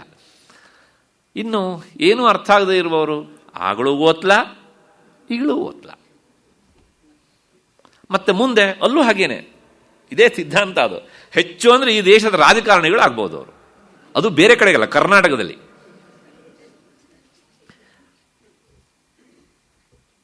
ತಪ್ಪು ತಿಳ್ಕೊಳ್ಬೇಡಿ. ಈ ಮುಂದೆ ಕೂತಿರ್ತಾರಲ್ಲ ಜಾಣರು, ಅವರೆಲ್ಲ ಪಾಪ ಅವ್ರು ಹೇಳಿದ ಕೆಲಸ ಮಾಡ್ಕೊಂಡು ಆಮೇಲೆ ಇರಬೇಕಾಗತ್ತೆ ಅಷ್ಟೇ. ವಿಚಾರ ಮಾಡಿ ಹೌದಾ ಅಲ್ವ ಅಂತ ನೋಡಿ, ಬೇಕಿದ್ರೆ ನಾನು ಹೇಳ್ತೇನೆ ಅಂತ ಒಪ್ಕೊಳ್ಬೇಡಿ. ಹಾಗೆ ನಾನು ಮಧ್ಯೆಯಲ್ಲಿ 1 ನಿಮಿಷ ವಿಷಯವನ್ನು ಬಿಟ್ಟು ಆಚೆ ಹೋಗಿದ್ದೇನೆ, ಮತ್ತೆ ಪುನಃ ವಿಷಯಕ್ಕೆ ಬರ್ತೇನೆ. ಹೀಗೆ ಸರ್ವಭೂತೇಷು ಚಾತ್ಮಾನಂ ಸರ್ವಭೂತಾನಿ ಚಾತ್ಮನಿ ಸಂಪಶ್ಯನ್ ಬ್ರಹ್ಮ ಪರಮಂ ಯಾತಿ ನಾನ್ಯೇನ ಹೇತುನ. ಎಲ್ಲ ಕಡೆಗೂ ಸಹ ಅವನಿಗೆ ತಾನೇ ತಾನಾಗಿ, ತಾನೇ ತನ್ನನ್ನು ಬಿಟ್ಟರೆ ಇನ್ನೇನು ಇಲ್ಲ. ಆ ಬ್ರಹ್ಮವಸ್ತು ಒಂದೇ ಅವನಿಗೆ ಕಾಣ್ತಾ ಇರುತ್ತೆ. ಹಾಗಾಗಿ ಆತ ಸರ್ವಾತ್ಮ ಭಾವದಲ್ಲಿ ನಿಲ್ತಾನೆ. ಅಲ್ಲಿಗೇನು ಹೇಳ್ದಂಗಾಯ್ತು, ಎಲ್ಲಿಯವರೆಗೆ ಈ ದೇಹ, ಇಂದ್ರಿಯ, ಮನಸ್ಸು, ಅಹಂಕಾರ ಇವುಗಳ ರೂಪವಾದ ಸಂಬಂಧ, ಉಪಾಧಿಯ ಸಂಬಂಧ ಇರುತ್ತೋ ಅಲ್ಲಿಯವರೆಗೆ ಸರ್ವಾತ್ಮ ಭಾವ ಬರುವುದಿಲ್ಲ. ಜೀವನ್ಮುಕ್ತನಾದವನಿಗೆ ಇವೆಲ್ಲ ಇದ್ರೂ ಸಹ ಅವನು ಇವುಗಳನ್ನೆಲ್ಲ ಕನಸಿನ ವಸ್ತುಗಳಂತೆ ನೋಡ್ತಿರ್ತಾನೆ. ಹಾಗಾಗಿ ಅವನಿಗೆ ಇದ್ರೂ ಸಹ ಇವು ಇಲ್ಲ. ಅಷ್ಟು ಹಿನ್ನೆಲೆಯಲ್ಲಿ ಈ ಸರ್ವಾತ್ಮ ಭಾವ ಜ್ಞಾನಿಯಾದವನಿಗೆ ಸದಾ ಬರುವುದಕ್ಕೆ ಕಾರಣ 2 ಅಂಶಗಳಿಂದ ಮೊದಲು ಹೇಳಿದ್ದೇನೆ. ಒಂದು ಆತ್ಮನಿಷ್ಠೆ, ಇನ್ನೊಂದು ಪ್ರಪಂಚ ವಿಷಯದಲ್ಲಿ ಅಗ್ರಹಣ. ಪ್ರಾಪಂಚಿಕ ವಿಷಯದ ಬಗ್ಗೆ ಅವನು ತಲೆಯನ್ನು ಕೆಡಿಸಿಕೊಳ್ಳುವುದೇ ಇಲ್ಲ. ಅದನ್ನು ನೋಡಿದರೂ ನೋಡದೇ ಇರುವ ಹಾಗೆ ಇರ್ತಾನೆ. ನೋಡೋದೇ ಇಲ್ಲ, ನಿಮ್ಮ ದೃಷ್ಟಿಯಲ್ಲಿ ನೋಡ್ತಾನೆ ಅಷ್ಟೇನೆ. ಆದರೆ ಅವನು ಕಣ್ಣು ಆ ಕಡೆ ಹೋದರೂ ಸಹ ದೃಷ್ಟಿಯಲ್ಲಿ ಹಾಯೋದಿಲ್ಲ. ಅವನು ಒಳಮುಖವಾಗಿ ವಿಚಾರ ಮಾಡುವುದು ಆ ಸರ್ವಾತ್ಮ ಭಾವವನ್ನೇ. ಅಷ್ಟು ಹಿನ್ನೆಲೆಯಲ್ಲಿ ಈ ಶ್ಲೋಕದ ಅರ್ಥ ಸಾಕು ಅಂತ ಅಂದ್ಕೊಂಡು ಹೋಗೋಣ. ಮುಂದಿನ 341ನೆಯ ಶ್ಲೋಕ. ಇದು ಸ್ವಲ್ಪ ಇದರ ಛಂದಸ್ಸು. ಈ ವಿವೇಕ ಚೂಡಾಮಣಿಯಲ್ಲಿ ಎಲ್ಲ ಶ್ಲೋಕದ ಛಂದಸ್ಸುಗಳು ಸಮಾನವಾದ ನಡೆಯಲ್ಲಿಲ್ಲ. ಒಂದೊಂದು ಶ್ಲೋಕ ಒಂದೊಂದು ಛಂದಸ್ಸಿನಲ್ಲಿದೆ. ಕೆಲವು ಕಾವ್ಯದ ಧಾಟಿಯಲ್ಲಿ ಹೋಗ್ತವೆ, ಕೆಲವು ಉಪನಿಷತ್ತಿನ ಸರಣಿಯನ್ನು ಅನುಸರಿಸ್ತವೆ, ಕೆಲವು ಸಾಮಾನ್ಯ ವಾಕ್ಯದಲ್ಲಿರ್ತವೆ, ಕೆಲವು ಅನುಷ್ಟುಪ್ಪಿನ ಛಂದಸ್ಸಿನಲ್ಲಿವೆ. ಹೀಗೆ ಬೇರೆ ಬೇರೆ ಬೇರೆ ಬೇರೆ.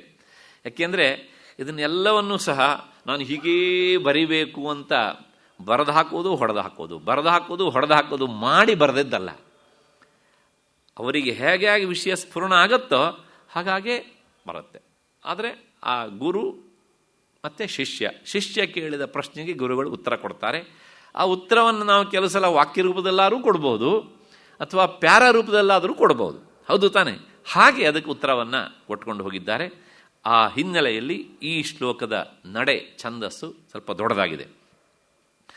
ದೃಶ್ಯಸ್ಯಾಗ್ರಹಣಂ ಕಥನ್ನು ಘಟತೆ ದೇಹಾತ್ಮನಾ ತಿಷ್ಠತೋ ಬಾಹ್ಯಾರ್ಥಾನುಭವ ಪ್ರಸಕ್ತ ಮನಸಃ ತತ್ತತ್ಕ್ರಿಯಾಂ ಕುರ್ವತಃ ಸನ್ಯಸ್ತಾಖಿಲ ಧರ್ಮ ಕರ್ಮ ವಿಷಯೈಃ ನಿತ್ಯಾತ್ಮನಿಷ್ಠಾಪರೈಃ ತತ್ವಜ್ಞೈಃ ಕರಣೀಯಮಾತ್ಮನಿ ಸದಾನಂದೇಚ್ಛುಭಿರ್ಯತ್ನತಃ. ಇನ್ನೊಂದು ಸಲ.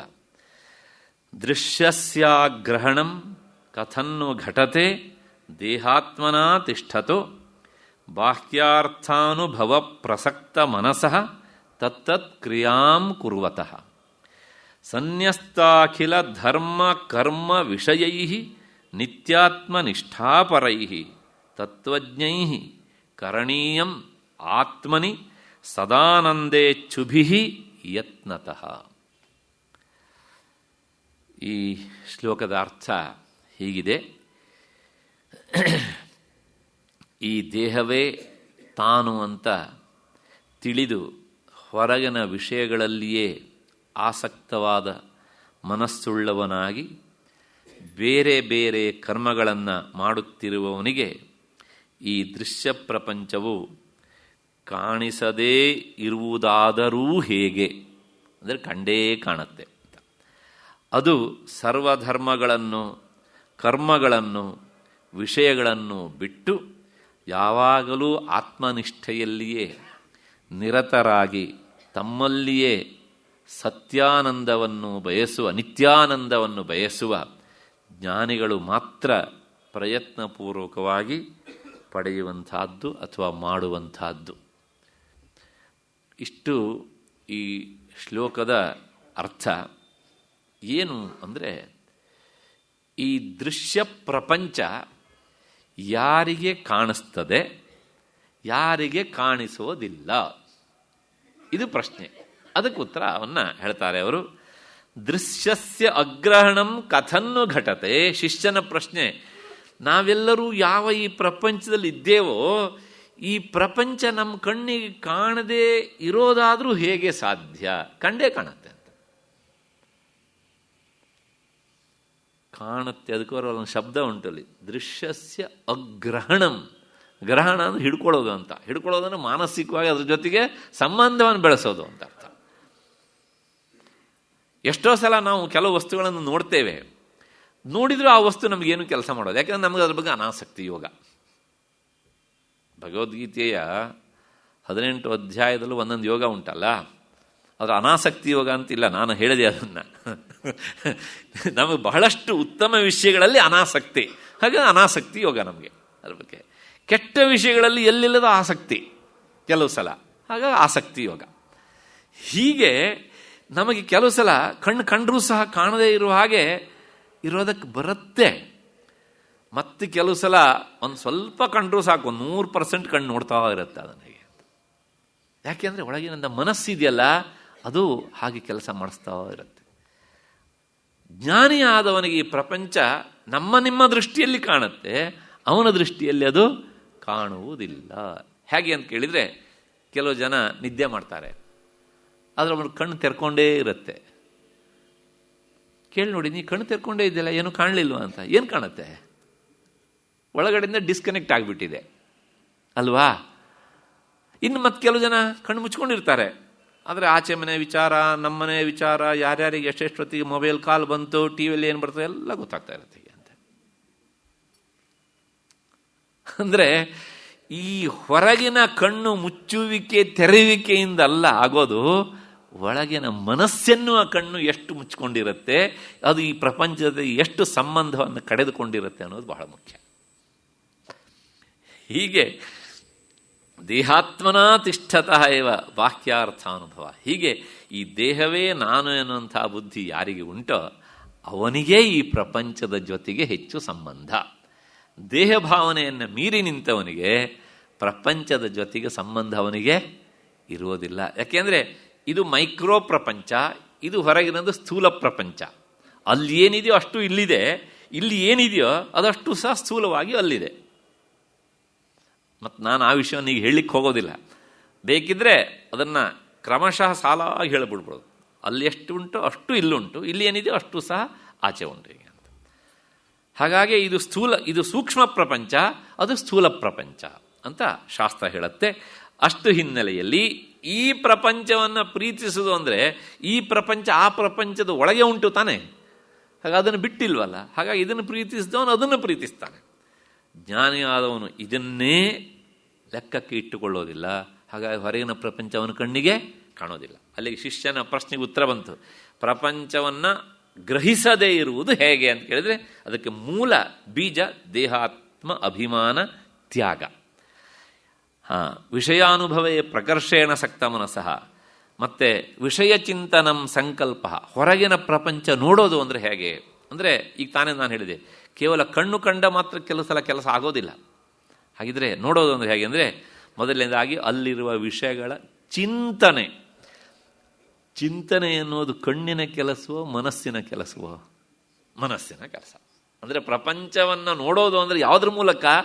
ಮನಸ್ಸಿನ ಮೂಲಕ ಅಂತ ಆಯಿತು. ಅದು ಆದಮೇಲೆ ಚಿಂತನೆ ಆದಮೇಲೆ ನೆಕ್ಸ್ಟ್ ಸಂಕಲ್ಪ. ಸಂಕಲ್ಪ ಅಂದರೆ ಇದು ಬೇಕು ಅಂತ ಬಯಸೋದು. ಅದಾದಮೇಲೆ ಮುಂದಿನ ಹಂತ ಕಾಮಶ್ಚ, ನಾನು ಇದನ್ನು ಬಿಟ್ಟಿರಲಾರೆ. ಎಲ್ಲ ಒಂದೊಂದು ಸ್ಟೆಪ್ಪು ನಮ್ಮನ್ನು ಪ್ರಪಂಚದ ಕಡೆಗೆ ಎಳ್ಕೊಂಡು ಹೋಗ್ತಾ ಇರುತ್ತೆ. ಹೀಗೆ ಈ ಮೂರು ಕ್ರಿಯೆಯನ್ನು ಸಹ ಮಾಡ್ತಾ ವಿಷಯದ ಲಾಭಕ್ಕಾಗಿ ತನ್ನನ್ನು ತಾನು ತೊಡಗಿಸಿಕೊಂಡವನಿಗೆ ಈ ಪ್ರಪಂಚದ ಅಗ್ರಹಣ ಅಂದರೆ ಸಂಬಂಧ ಇಲ್ಲದೇ ಇರುವುದು ಅನ್ನೋದು ಆಗೋದೇ ಇಲ್ಲ. ಸಂಬಂಧ ಇದ್ದೇ ಇರುತ್ತೆ. ಆದ್ದರಿಂದ ಇದು ಸಂಬಂಧ ಇರಬಾರ್ದು ಅಂದರೆ ಏನು ಮಾಡಬೇಕು ಅಂದರೆ ಸನ್ಯಸ್ತ ಅಖಿಲ ಧರ್ಮ ಕರ್ಮ ವಿಷಯೈಹಿ, ಇದಿಷ್ಟನ್ನು ಸಹ ಬಿಟ್ಬಿಡು. ಯಾವ್ಯಾವುದನ್ನು? ಮೂರನೇ ಸಾಲಿನ ಅರ್ಥ ಹೇಳ್ತಿದ್ದೀನಿ ನಾನು. ಸನ್ಯಸ್ತ ಅಖಿಲ ಧರ್ಮ ಕರ್ಮ ವಿಷಯೈಹಿ. ಮೊದಲನೇದಾಗಿ ಧರ್ಮ. ವೇದ ಹೇಳಿದ ಕರ್ಮಗಳನ್ನು ಮಾಡಲಿಕ್ಕೆ ಹೋಗಬೇಡ. ವೇದ ಹೇಳಿದ ಕರ್ಮ ಅಂದರೆ ಕಾಮ್ಯಕರ್ಮಗಳು ಅಂತ. ವೇದ 3 ತರಹದ ಕರ್ಮಗಳನ್ನು ಹೇಳುತ್ತೆ. ಚಿತ್ತಶುದ್ಧಿಗಾಗಿ ಹೇಳುವ ಕರ್ಮವನ್ನು ಮಾಡಬೇಕು. ಆದರೆ ಈ ಹಂತಕ್ಕೆ ಬಂದಾಗ ಅವನಿಗೆ ಅದನ್ನು ಮಾಡೋ ಅವಶ್ಯಕತೆ ಇಲ್ಲ. ಯಾಕೆಂದರೆ ಅದನ್ನು ಮೀರಿ ಆತ ಬಂದಿರ್ತಾನೆ ಅಲ್ವಾ. ಯೂನಿವರ್ಸಿಟಿಯಲ್ಲಿ ಮಾಸ್ಟರ್ ಡಿಗ್ರಿ ಪಾಸಾದವನು ಅವನು LKG ಪುಸ್ತಕವನ್ನು ಓದುವ ಅವಶ್ಯಕತೆ ಇಲ್ಲ ಅಷ್ಟೇ. ಯಾಕೆಂದರೆ ಅದನ್ನು ದಾಟಿ ಹೋಗಿದ್ದಾನೆ ಅವನು. ಹಾಗಾಗಿ ವೇದ ಧರ್ಮ ಅಂದರೆ ವೇದ ಹೇಳಿದಂತಹ ಕರ್ಮಗಳು, ಮತ್ತು ಲೌಕಿಕ ಕರ್ಮಗಳು ಸಹ ಹೌದು. ಆಯಿತು. ಅದಾದ ಮೇಲೆ ಮುಂದಿನದು ಧರ್ಮ ಕರ್ಮ. ಆ ಕರ್ಮ ಅನ್ನೋದಕ್ಕೆ ಮತ್ಪುನಃ 2 ರೀತಿಯಾದಂತಹ ಅರ್ಥ ಅಥವಾ ಒಂದೇ ಅರ್ಥವನ್ನು ಸಹ ಇಟ್ಕೊಳ್ಬೋದು. ಅದೂ ಸಹ ಈ ಲೌಕಿಕವಾದಂತಹ ಕರ್ಮಗಳನ್ನು ಅಂದರೆ ಈ ವಿಷಯಾಸಕ್ತಿಯನ್ನು ಅನುಭವಿಸಬೇಕು ಎನ್ನುವಂಥ ಆಸೆಯೂ ಸಹ ಅದು ಸಹ ಕರ್ಮಗಳಲ್ಲಿ ಒಂದು. ಅದಾದ ಮೇಲೆ ಕರ್ಮ ಲೌಕಿಕವಾದದ್ದು ಮತ್ತು ವೈದಿಕವಾದದ್ದು ಎನ್ನುವಂತಹದ್ದು 2 ಭಾಗವನ್ನು ಮಾಡಿಕೊಂಡ್ರೆ ಅವನು ಆ ಮಟ್ಟಕ್ಕೇರಿದಂತಹ ಜ್ಞಾನಿ ಲೌಕಿಕ ಕರ್ಮಗಳನ್ನೂ ಮಾಡೋದಿಲ್ಲ, ವೈದಿಕ ಕರ್ಮಗಳನ್ನು ಸಹ ಮಾಡೋದಿಲ್ಲ. ಆಯಿತು. ಮೂರನೇದು ವಿಷಯ. ವಿಷಯ ಅಂದರೆ ಶಬ್ದ, ಸ್ಪರ್ಶ, ರೂಪ, ರಸ, ಗಂಧ. ಈ 5 ಬಗ್ಗೂ ಸಹ ಅವನಿಗೆ ಆಸಕ್ತಿ ಇಲ್ಲ. ಕಿವಿ ಕೇಳಿದರೂ ಕೇಳಿದಂತೆ ಇರುತ್ತೆ, ಕೇಳದಂತೆ ಇರುತ್ತೆ. ಕಿವಿ ಕೇಳಿಯೂ ಕೇಳದಂತೆ ಇರುತ್ತಾ? ಇರುತ್ತೆ. ಇದಕ್ಕೆ 2 ಉದಾಹರಣೆ ಕೊಡ್ತೇನೆ. ಕೆಲವು ಸಲ ನೋಡಿ, ಮಕ್ಕಳು ಟಿ ವಿ ನೋಡ್ತಾ ಕೂತಿರ್ತಾರೆ. ಅಮ್ಮ ಊಟಕ್ಕಾಯ್ತು ಬಾರೋ ಬಾರೋ ಬಾರೋ ಅಂತ ಕರಿತಾ ಇರ್ತಾರೆ. ಸ್ವಲ್ಪ ನಾವು ರಿಯಾಕ್ಟ್ ಮಾಡ್ತಾವ? ಯಾಕೆ ಅವಾಗ ಕಿವಿ ಇಲ್ವಾ? ಹಾಗೆ ಏನಾಯಿತು? ಇದ್ದ ಕಿವಿ ಎಲ್ಲಾಗಿದೆ, ಟಿ ವಿ ಒಳಗಡೆ ಹೋಗಿ ಸೇರಿಕೊಂಡಿದೆ ಅಲ್ವಾ? ಹಾಗಾಗಿ ಈ ಹೊರ ಕಿವಿ ಕೆಲಸ ಮಾಡೋದಿಲ್ಲ. ಅದಷ್ಟೇ ಅಲ್ಲ, ನಮಗೂ ಆಗುತ್ತೆ. ತುಂಬ ನಮಗೆ ಆಸಕ್ತಿ ಇರುವಂತಹ ವಿಷಯದಲ್ಲಿ ಮನಸ್ಸು ತೊಡಗಿಕೊಂಡಾಗ ಕಿವಿ ಕೆಲಸ ಮಾಡೋಲ್ಲ, ಮೂಗು ಕೆಲಸ ಮಾಡೋಲ್ಲ, ವಾಸನೆಯೂ ಗೊತ್ತಾಗೋಲ್ಲ. ಪ್ರಾಯಶಃ ಇಲ್ಲಿ ಕುಳಿತ ಕೆಲವು ಜನರಿಗೆ ಅವರ ಹೆಸರು ಗೊತ್ತಿರ್ಬೋದು. ನಾನು ಒಬ್ಬರ ಹೆಸರನ್ನು ಹೇಳ್ತೇನೆ, ಇವತ್ತು ಅವರಿಲ್ಲ. ತುರುವೇಕೆರೆಯವರು ಒಬ್ಬರು ವಿಶ್ವೇಶ್ವರ ದೀಕ್ಷಿತ ಅಂತ ಒಬ್ಬರಿದ್ದರು. ಅವರು ಮೈಸೂರಿನ ಪಾಠಶಾಲೆಯಲ್ಲಿ ಅಧ್ಯಾಪಕರಾಗಿದ್ದರು. ಅವರು ನಾನು ಅಲ್ಲಿ ಓದ್ತಾ ಇರುವಾಗ ಪಾಠಶಾಲೆಯಲ್ಲಿ ಪರೀಕ್ಷೆಗೆ ಎಷ್ಟು ಬೇಕೋ ಅಷ್ಟು ಆಗೋದಿಲ್ಲ ಅಂತ ಅವ್ರ ಹತ್ರ ಹೋಗಿ ಕೆಲವು ಸಲ ವಿಜ್ಞಾಪನೆ ಮಾಡ್ಕೊಳ್ತಾ ಇದ್ವಿ. ಯಾಕೆಂದರೆ ಅವರು ಸರ್ವಶಾಸ್ತ್ರ ಸಂಪನ್ನರು. ಯಾವ ವಿಷಯ ಕೇಳಿದ್ರು ಅವ್ರಿಗೆ ಗೊತ್ತಿಲ್ಲ ಅಂತಿಲ್ಲ. ಅದ್ಭುತವಾದ ಕವಿತಾ ಶಕ್ತಿ ಒಲಿದು ಬಂದಿತ್ತು ಅವರಿಗೆ. ಬ್ರಹ್ಮಚಾರಿಗಳಾಗಿದ್ದರು ಅವರು. ಅವರ ಕೊಠಡಿಗೆ ಬರಲಿಕ್ಕೆ ಅವರು ಹೇಳ್ತಿದ್ರು, ಮಧ್ಯಾಹ್ನ 3:30 ಬನ್ನಿ, ನಾನು ಅಷ್ಟೊತ್ತಿಗೆ ಊಟ ಮಾಡಿ ವಿಶ್ರಾಂತಿ ತೆಗೆದುಕೊಂಡು ಇರ್ತೇನೆ ಅಂತ ಹೇಳೋರು ಅವರು. ಆದರೆ ಇದ್ದಕ್ಕಿದ್ದ ಹಾಗೆ ಯಾವುದೋ ಒಂದು ಗ್ರಂಥದ ಚಿಂತನೆಗೆ ತೊಡಗೋರು ಅಥವಾ ಪೆನ್ ಹಿಡ್ಕೊಂಡು ಬರೆಯೋದಕ್ಕೆ ಶುರು ಮಾಡೋರು. ನಾವು 3:30 ಹೋದರೆ ಅವರು ಮನೆಯಿಂದ ಸುಮಾರು 50 ಮಾರು ದೂರದಲ್ಲೇ ಅನ್ನ ಹತ್ತಿ ಹೋಗ್ತಾ ಇರುವಂಥ ವಾಸನೆ. ನಾವೇನು ಮೊದಲು ಅಂದ್ಕೊಂಡು ಯಾರದ್ದೋ ಬೀದಿಯಲ್ಲಿ ಯಾರದ್ದೋ ಮನೆಯಲ್ಲಿ ಪಾಪ ಅನ್ನ ಹತ್ತಿ ಹೋಗ್ತಾ ಇದೆ ಅಂದರೆ ಸೀದು ಹೋಗ್ತಾ ಇದೆ ಅಂತ. ಆಮೇಲೆ ಹೋಗಿ ನೋಡಿದರೆ ಅವ್ರು ಇಟ್ಕೊಂಡಂಥ ಸ್ಟೋವಲ್ಲಿ ಅದು ಚಟ ಅಂತ ಶಬ್ದನೂ ಮಾಡ್ತಾ ಸೀದು ಹೋಗ್ತಾ ಇರೋದು ನಮಗೆ ಕಂಡು ಅದನ್ನು ನೋಡ್ಲಿಕ್ಕಾಗದೇ ಇರೋಂಥ ಸ್ಥಿತಿ ನಮಗೆ. ಅವರಿಗೆ ಅದು ಏನು ಗೊತ್ತೇ ಆಗ್ತಿರಲಿಲ್ಲ. ಯಾಕೆ ಹೇಳಿದರೆ ಅಷ್ಟೊತ್ತಿಗಲ್ಲೊಂದು ಯಾವುದೋ ಒಂದು ಅದ್ಭುತವಾದಂಥ ರಚನೆ ಆಗ್ತಾ ಇತ್ತು ಅಲ್ಲಿ. ಇದು ಪ್ರತ್ಯಕ್ಷ ನೋಡಿದ್ದೇನೆ ನಾನು ಇದನ್ನು. ಹೆಚ್ಚೇಕೆ ನಾವೂ ಸಹ ನಮ್ಮ ಕಂಡರೂ ಕಾಣದೇ ಇರುವಾಗೆ, ಕೇಳಿದರೂ ಕೇಳದೇ ಇರುವಾಗ ಎಷ್ಟೋ ಸಲ ಇರ್ತಾ ಇದೆ. ನಮಗೆ ಆಸಕ್ತಿ ಉಳಿದಿರುವಂಥ ವಿಷಯದಲ್ಲಿ ತೊಡಗಿಕೊಂಡಾಗ ಯಾರೋ ಒಂದು ಸಲ ನಮ್ಮನ್ನು ಕರೆದು ಕೇಳಿಸೋದಿಲ್ಲ ನಮಗೆ. ಯಾಕೆ ನಮ್ಮ ಮನಸ್ಸು ಆ ವಿಷಯ ಜೊತೆಗೆ ತೊಡಗಿಕೊಂಡಿರುತ್ತೆ ಅಂತ. ದಾರಿ ಮೇಲೆ ಹೋಗ್ತಾ ಇರ್ತೇವೆ, ನಮ್ಮ ಪರಿಚಿತರು ಯಾರೋ ಬರ್ತಾರೆ, ನಾವೇನೋ ಒಂದು ವಿಷಯವನ್ನು ಬಹಳ ಆಳವಾಗಿ ವಿಚಾರ ಮಾಡ್ತಾ ಹೋಗ್ತೇವೆ. ಅವರು ನೋಡ್ತಾ ಇರ್ತಾರೆ, ಓ ನನ್ನ ಪರಿಚಿತನೇ ಮಾತಾಡಿಸ್ಬೋದು ಇವನು ಅಂತ. ನಾವು ಮಾತಾಡಿಸೋ ಸ್ಥಿತಿಯಲ್ಲಿ ನಾವಿರೋದಿಲ್ಲ. ಯಾಕೆಂದರೆ ನಮ್ಮ ಮನಸ್ಸು ಇನ್ನೆಲ್ಲ ಹೋಗಿರುತ್ತೆ. ಹಾಗೆ ಕಣ್ಣು ಕೆಲಸ ಮಾಡೋದಿಲ್ಲ. ಆಮೇಲೆ ಹತ್ತಿರ ಬಂದಮೇಲೆ, ಏನ್ರಿ ಕಂಡ್ರು ಕಾಣದೇ ಇದ್ದಂಗೆ ಹೋಗ್ತಿದ್ದೀರಲ್ರಿ ಅಂತಾರೆ. ತಕ್ಷಣ ನಾವು, ಓ ಗೊತ್ತೇ ಆಗಿಲ್ಲ, ನನ್ನ ಮನಸ್ಸು ಎಲ್ಲೋ ಹೋಗಿತ್ತು. ಹೀಗೆ ವಾಪಸ್ ಕರೆಯೋದು ಹಿಂಗೆ ಅಲ್ವಾ? ಯಾವ್ಯಾವುದೋ ವಿಷಯಲ್ಲೇ ತೊಡಗಿಕೊಂಡು ನಮ್ಮನ್ನು ಮರೆಯೋದಕ್ಕಿಂತ ನಮ್ಮ ಸ್ವರೂಪದಲ್ಲಿ ನಾವು ನಿಂತು ಇದನ್ನು ಮರೆಯೋದು ಒಳ್ಳೇದಲ್ವಾ? ಲೋಕ ಅವನಿಗೆ ಹುಚ್ಚಿಡಿದೆ ಅಂತ ಹೇಳಿ ಯಾವ್ಯಾವುದೋ ಹುಚ್ಚಿಡಿಸ್ಕೊಳ್ಳೋದಕ್ಕಿಂತಲೂ ಇಂಥ ಹುಚ್ಚಿದೆಯಲ್ಲ, ಅದು ಸಾವಿರಾರು ಜನರಿಗೆ ಮಾರ್ಗದರ್ಶನ ಮಾಡುವ ಹುಚ್ಚು. ಅದಾಗಬೇಕು ಹೆಚ್ಚು. ಹೀಗೆ ಆ ಧರ್ಮ ಅಂದರೆ ವೈದಿಕವಾದದ್ದು, ಕರ್ಮ ಲೌಕಿಕವಾದದ್ದು, ವಿಷಯ ಶಬ್ದ ಸ್ಪರ್ಶ ರೂಪರ ಸಗಂಧ, ಈ ಯಾವುಗಳಲ್ಲೂ ಸಹ ಅವನು ಆಸಕ್ತಿಯನ್ನು ತೋರೋದಿಲ್ಲ. ಆದ್ದರಿಂದ ಅವನು ಹೊರಗಿನ ಪ್ರಪಂಚವನ್ನೇ ಗ್ರಹಿಸೋದಿಲ್ಲ. ಹೊರಗಿನ ಪ್ರಪಂಚ ಅಂದರೆ ಏನು? ಅಷ್ಟೇ, ಶಬ್ದ ಸ್ಪರ್ಶ ರೂಪ ರಸಗಂಧ, ಅಥವಾ ಪೃಥ್ವಿ ಅಪ್ ತೇಜೋ ವಾಯು ಆಕಾಶ. ಇದ್ರ ಬಿಟ್ಟರೆ ಇನ್ನೇನುಂಟು? ಏನೂ ಇಲ್ಲ. ಅದಕ್ಕೆ ಕಾರಣ ಏನು ಕೇಳಿದರೆ, ಸದಾ ಆನಂದೇಚ್ಛುಭಿ ಇತಿ ತೈಹಿ ತತ್ವಜ್ಞೈ. ಸದಾ ಒಳಗಿನಿಂದ ತನ್ನ ಆನಂದವನ್ನು ಆಸ್ವಾದನೆ ಮಾಡ್ತಾ ಮಾಡ್ತಾ ಅವನು ಈ ಹೊರಗಿನ ಪ್ರಪಂಚದ ಗ್ರಹಣವನ್ನೇ ಮಾಡೋದಿಲ್ಲ. ಅಂದರೆ ಪ್ರಪಂಚದ ಸಂಬಂಧವನ್ನೇ ಕಳೆದುಕೊಂಡು ಬಿಡ್ತಾನೆ. ಇಷ್ಟು ಹಿನ್ನೆಲೆಯಲ್ಲಿ ಈ ಶ್ಲೋಕದ ಅರ್ಥ ಸಾಕು ಅಂತ ಅಂದ್ಕೊಂಡು ಮತ್ತೆ ಮುಂದಿನ 42ನೇ ಶ್ಲೋಕಕ್ಕೆ ಹೋಗೋಣ. ಸಾರ್ವಾತ್ಮ್ಯ ಸಿದ್ಧಯೇ ಭಿಕ್ಷೋ ಕೃತಶ್ರವಣ ಕರ್ಮಣ ಸಮಾಧಿಂ ವಿದಧಾತ್ಯೇಷ ಶಾಂತೋದಾಂತ ಇತಿ ಶ್ರುತಿ. ಇನ್ನೊಂದು ಸಲ, ಸಾರ್ವಾತ್ಮ್ಯ ಸಿದ್ಧಯೇ ಭಿಕ್ಷೋ ಕೃತಶ್ರವಣ ಕರ್ಮಣ ಸಮಾಧಿಂ ವಿದಧಾತಿ ಏಷ ಶಾಂತೋದಾಂತ ಇತಿ ಶ್ರುತಿ. ವೇದಾಂತ ಶ್ರವಣವನ್ನು ಮಾಡಿದ ಭಿಕ್ಷುವಿಗೆ ಸರ್ವಾತ್ಮಭಾವವು ಸಿದ್ಧಿಸುವುದಕ್ಕಾಗಿ ಉಪನಿಷತ್ ಹೇಳುತ್ತೆ, ಶಾಂತನೂ ದಾಂತನೂ ಆಗಬೇಕು ಅಂತ ಸುಬಾಲ ಉಪನಿಷತ್ತು ಹೇಳುತ್ತೆ. ಇಷ್ಟೇ ಈ ಶ್ಲೋಕದ ಅರ್ಥ. ಈ ಸಾರ್ವಾತ್ಮ ಭಾವ ಸಿದ್ಧಿಗೆ ಏನು ಮಾಡಬೇಕು ಅಂದರೆ, ಭಿಕ್ಷು ಅಂದರೆ ಸನ್ಯಾಸಿ ಅಂತ ಅರ್ಥ. ಪ್ರಾರಂಭದ ಹಂತದಲ್ಲಿ ಅವನು ಭಿಕ್ಷೆಯನ್ನು ಎತ್ತಿ ಜೀವಿಸ್ತಾನೆ, ಹಾಗಾಗಿ ಅವನಿಗೆ ಭಿಕ್ಷು ಎನ್ನುವಂಥ ಹೆಸರು. ದಯವಿಟ್ಟು ಇವತ್ತಿನ ಸನ್ಯಾಸಿಗಳನ್ನೆಲ್ಲ ಈ ಮಾತಿನ ಹಿನ್ನೆಲೆಯಲ್ಲಿ ಅಳಿಲಿಕ್ಕೆ ಹೋಗಬೇಡಿ.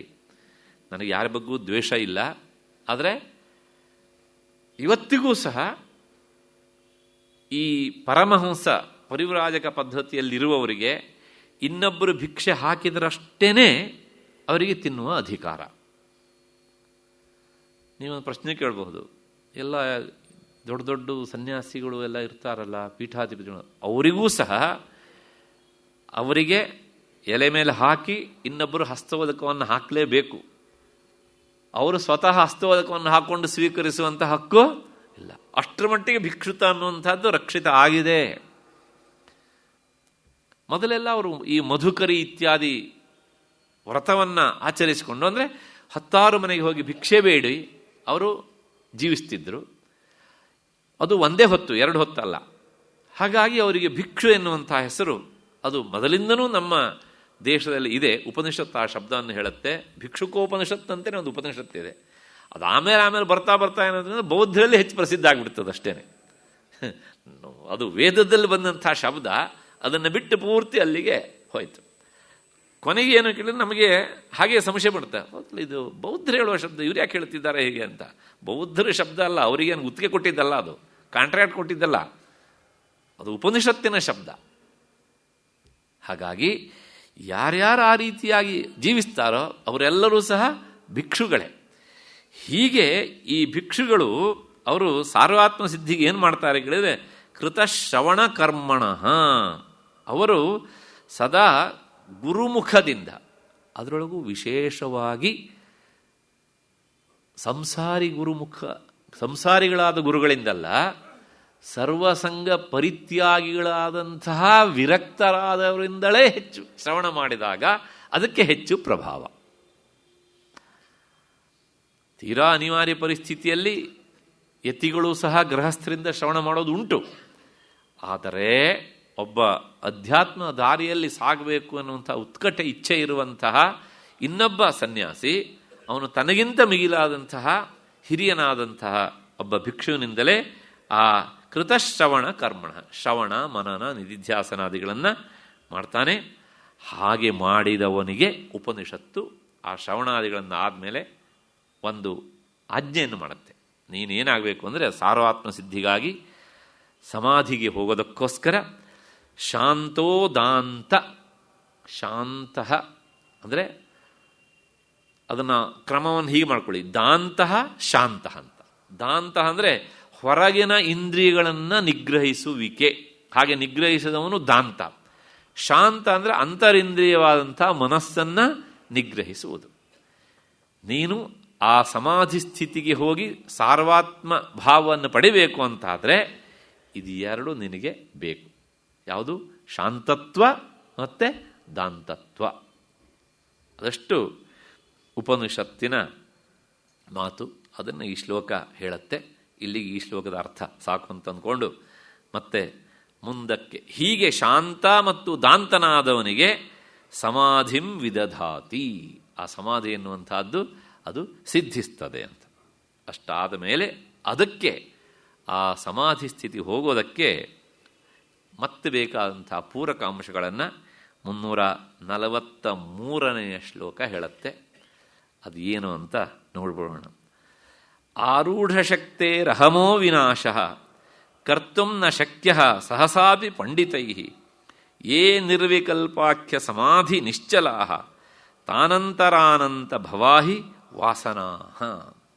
ಇನ್ನೊಂದು ಸಲ, ಆರೂಢಶಕ್ತೇ ಅಹಮೋ ವಿನಾಶ ಕರ್ತುಂ ನ ಶಕ್ಯ ಸಹಸಾಪಿ ಪಂಡಿತೈ ಯೇ ನಿರ್ವಿಕಲ್ಪಾಖ್ಯ ಸಮಾಧಿ ನಿಶ್ಚಲಾ ತಾನಂತರಾನಂತ ಭವಾಹಿ ವಾಸನಾ. ಅನೇಕ ಭ್ರಮೆಗಳನ್ನು ಉಂಟು ಮಾಡುವಂತಹ ಈ ಅಹಂಕಾರ, ತಾನಲ್ಲದೇ ಇರುವುದರಲ್ಲಿ ತಾನು ಎನ್ನುವಂತಹ ಭಾವನೆ ಬರುವಂತಹದ್ದುಂಟಲ್ಲ, ಅಂಥ ಅಹಂಕಾರವನ್ನು ನಿರ್ವಿಕಲ್ಪ ಸಮಾಧಿಗೇರಿದ ನಿಷ್ಕಂಪವಾದ ಜ್ಞಾನಿಗಳನ್ನು ಬಿಟ್ಟು ಬೇರೆ ಯಾವ ಪಂಡಿತರೂ ಬಲಾತ್ಕಾರದಿಂದ ನಾಶಪಡಿಸೋದಕ್ಕೆ ಆಗೋದಿಲ್ಲ. ಯಾವುದನ್ನು? ಅಹಂಕಾರವನ್ನು. ಮತ್ತು ಯಾಕೆ ಅಂದರೆ ಅಸಂಖ್ಯ ಜನ್ಮಗಳ ಸಂಸ್ಕಾರ ಈ ಅಹಂಕಾರದಲ್ಲಿ, ಅಂದರೆ ಅಂತಃಕರಣದಲ್ಲಿ ಅದು ತುಂಬಿಕೊಂಡಿರುತ್ತದೆ. ಆದ್ದರಿಂದ ನಿರಂತರ ಬ್ರಹ್ಮನಿಷ್ಠೆ ಎನ್ನುವಂತಹ ಈ ನಿರ್ವಿಕಲ್ಪ ಸಮಾಧಿ ಇದಕ್ಕೆ ಅವಶ್ಯ ಆಗಿದೆ. ಸೂಕ್ಷ್ಮವಾಗಿ ಹೇಳಿಬಿಡ್ತೇನೆ. ತಾನಲ್ಲದ್ದನ್ನು ತಾನು ಅಂತ ಭಾವಿಸುವುದು ಅಹಂಕಾರ. ಆ ಅಹಂಕಾರ ಬಿಟ್ಬಿಡೋಣ ಅಂದರೆ ಅದು ಅಷ್ಟು ಸುಲಭ ಅಲ್ಲ. ಯಾಕೆ ಅಂದರೆ ಅದು ಈ ಒಂದು ಜನ್ಮದಿಂದ ಬಂದದ್ದಲ್ಲ, ಜನ್ಮ ಜನ್ಮಾಂತರಗಳಿಂದ ಈ ಭಾವನೆಯನ್ನು, ಅಂದರೆ ಅಹಂಕಾರವನ್ನು ನಾವು ಕಟ್ಟಿಕೊಂಡು ಕೂಡಿ ಹಾಕ್ಕೊಂಡು ಬಂದಿದ್ದೇವೆ. ಅದು ಸುಲಭವಾಗಿ ಹೋಗೋದಿಲ್ಲ. ಅದು ಹೋಗಬೇಕು ಅಂತಾದರೆ ಅದಕ್ಕೆ ಕೆಲವು ಹಂತಗಳಲ್ಲಿ ಸವಿಕಲ್ಪ ಸಮಾಧಿಯೂ ಸಾಕಾಗೋದಿಲ್ಲ, ನಿರ್ವಿಕಲ್ಪ ಸಮಾಧಿ ಬೇಕು ಅಂತ.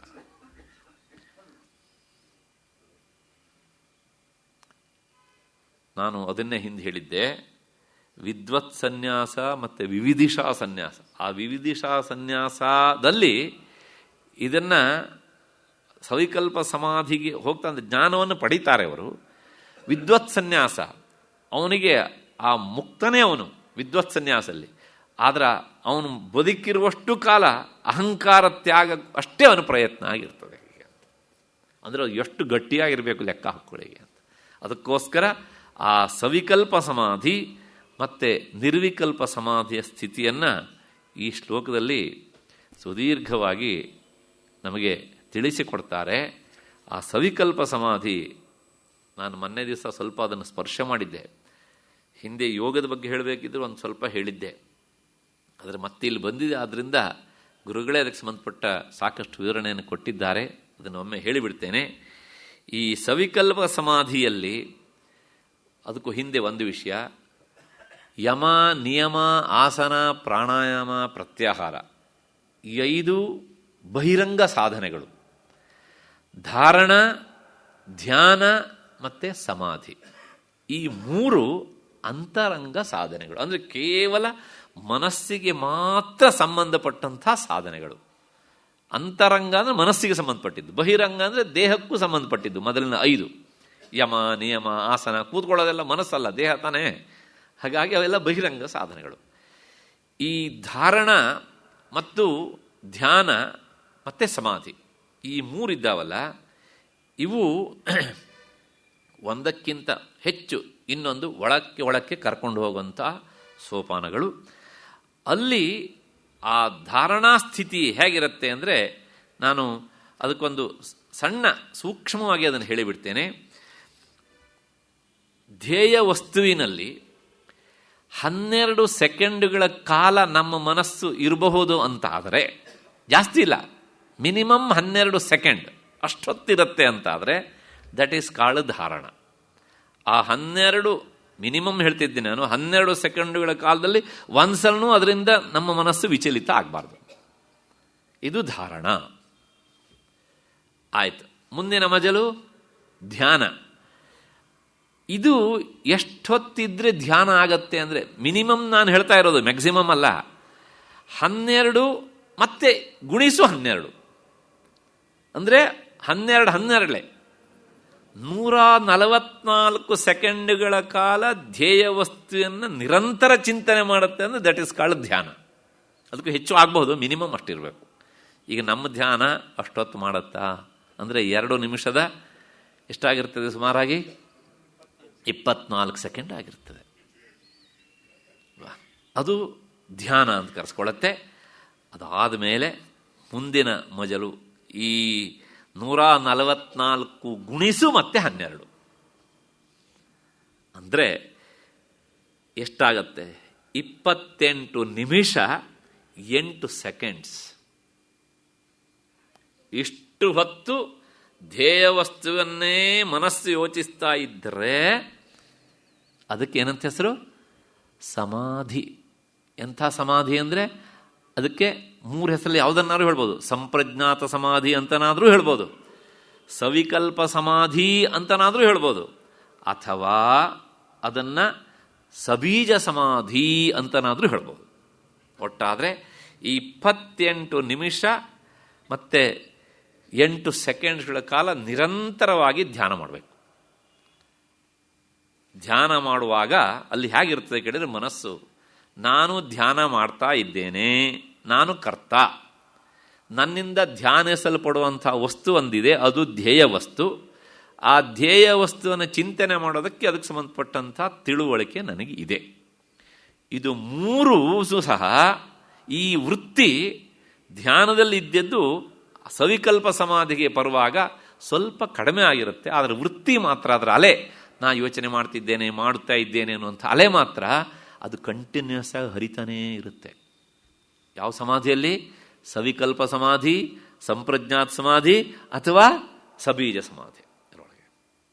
ಹಾಗಾಗಿಯೇ ಅದ್ರಿಗೆ ಬೀಜ ಸಮಾಧಿ, ಸಬೀಜ ಸಮಾಧಿ ಅಂತ ಕರೀತಾರೆ. ಇದಕ್ಕೊಂದು ಉದಾಹರಣೆ ಕೊಟ್ಟು ಹೇಳಬೇಕು ಅಂದರೆ, ಇಲ್ಲೊಂದು ಮರದಿಂದ ಮಾಡಿದ ಆನೆ ಇದೆ. ಆನೆಯನ್ನು ನಾವು ನೋಡ್ತಾ ಇದ್ದರೆ ನಮ್ಮ ಮನಸ್ಸಲ್ಲಿ ಏಕಕಾಲದಲ್ಲಿ 2 ಅಲೆಗಳು ಬರ್ತವೆ. ಇದು ಮರದ್ದು ಆನೆಯ ಆಕಾರ ಅಂತ. ಹೌದೋ ಅಲ್ವೋ? ಚಿಕ್ಕ ಮಕ್ಕಳಿಗಾದರೆ ಅದು ಮರದ್ದು ಅಂತ ಆಲೋಚನೆ ಬರೋದಿಲ್ಲ, ಬರೀ ಆನೆ. ಆದರೆ ನಮಗೇನು ಬರುತ್ತೆ? ಇದು ಮರದ್ದು ಆನೆ ಆಕಾರ ಅಂತ. ಹೌದು ತಾನೆ? ಹಾಗೆ ಈ ಭೇದ, ನಾನು ಧ್ಯಾನ ಮಾಡ್ತಾ ಇದ್ದೇನೆ, ಧ್ಯೇಯ ವಸ್ತು ಇದು, ಮತ್ತೆ ಇದಕ್ಕೆ ಕಾರಣ ಅದಕ್ಕೆ ಸಂಬಂಧಪಟ್ಟ ವಸ್ತುವಿನ ತಿಳುವಳಿಕೆಯಿಂದ ನಾನು ಇದನ್ನು ಮಾಡ್ತಾ ಇದ್ದೇನೆ ಅನ್ನುವಂತಹ ಈ ತ್ರಿಪುಟಿ ಎಲ್ಲಿರುತ್ತೆ? ಆ ಸವಿಕಲ್ಪ ಸಮಾಧಿಯಲ್ಲಿ ಇರುತ್ತೆ. ಇದರಿಂದಲೂ ಅಹಂಕಾರ ಹೋಗಲ್ಲ ಅಂತ ಆ ಮಾತಿನ ಅರ್ಥ. ಇನ್ನೂ ಮುಂದಿನದು ಅದು ನಿರ್ವಿಕಲ್ಪಕ ಸಮಾಧಿ. ಅಲ್ಲಿ ಧ್ಯಾನ ಮಾಡ್ತಾ ಇರುವ ನಾನೂನೇ ಅಳಿದು ಹೋಗಿಬಿಡ್ತಾನೆ. ಇರೋದೇನು ಕೇಳಿದ್ರೆ ಧ್ಯೇಯ ವಸ್ತು ಮಾತ್ರ ಅಳಿದು ಹೋಗ್ತಾನೆ. ಅಂದರೆ ಇವನು ಅದೇ ಆಗಿ ಬಿಡ್ತಾನೆ. ಅದು ಹೇಗೆ ಸಾಧ್ಯ ಅಂದರೆ ಅದಕ್ಕೊಂದು ಉದಾಹರಣೆ ಕೊಡ್ತಾರೆ. ನೀರಿನಲ್ಲಿ ಉಪ್ಪಿನ ಕಾಳನ್ನು ಹಾಕಿದರೆ ಆ ಉಪ್ಪು ಇರತ್ತಾ ಕರಗಿ ಹೋಗುತ್ತಾ? ಲಯ ಆಗಿಬಿಡುತ್ತೆ.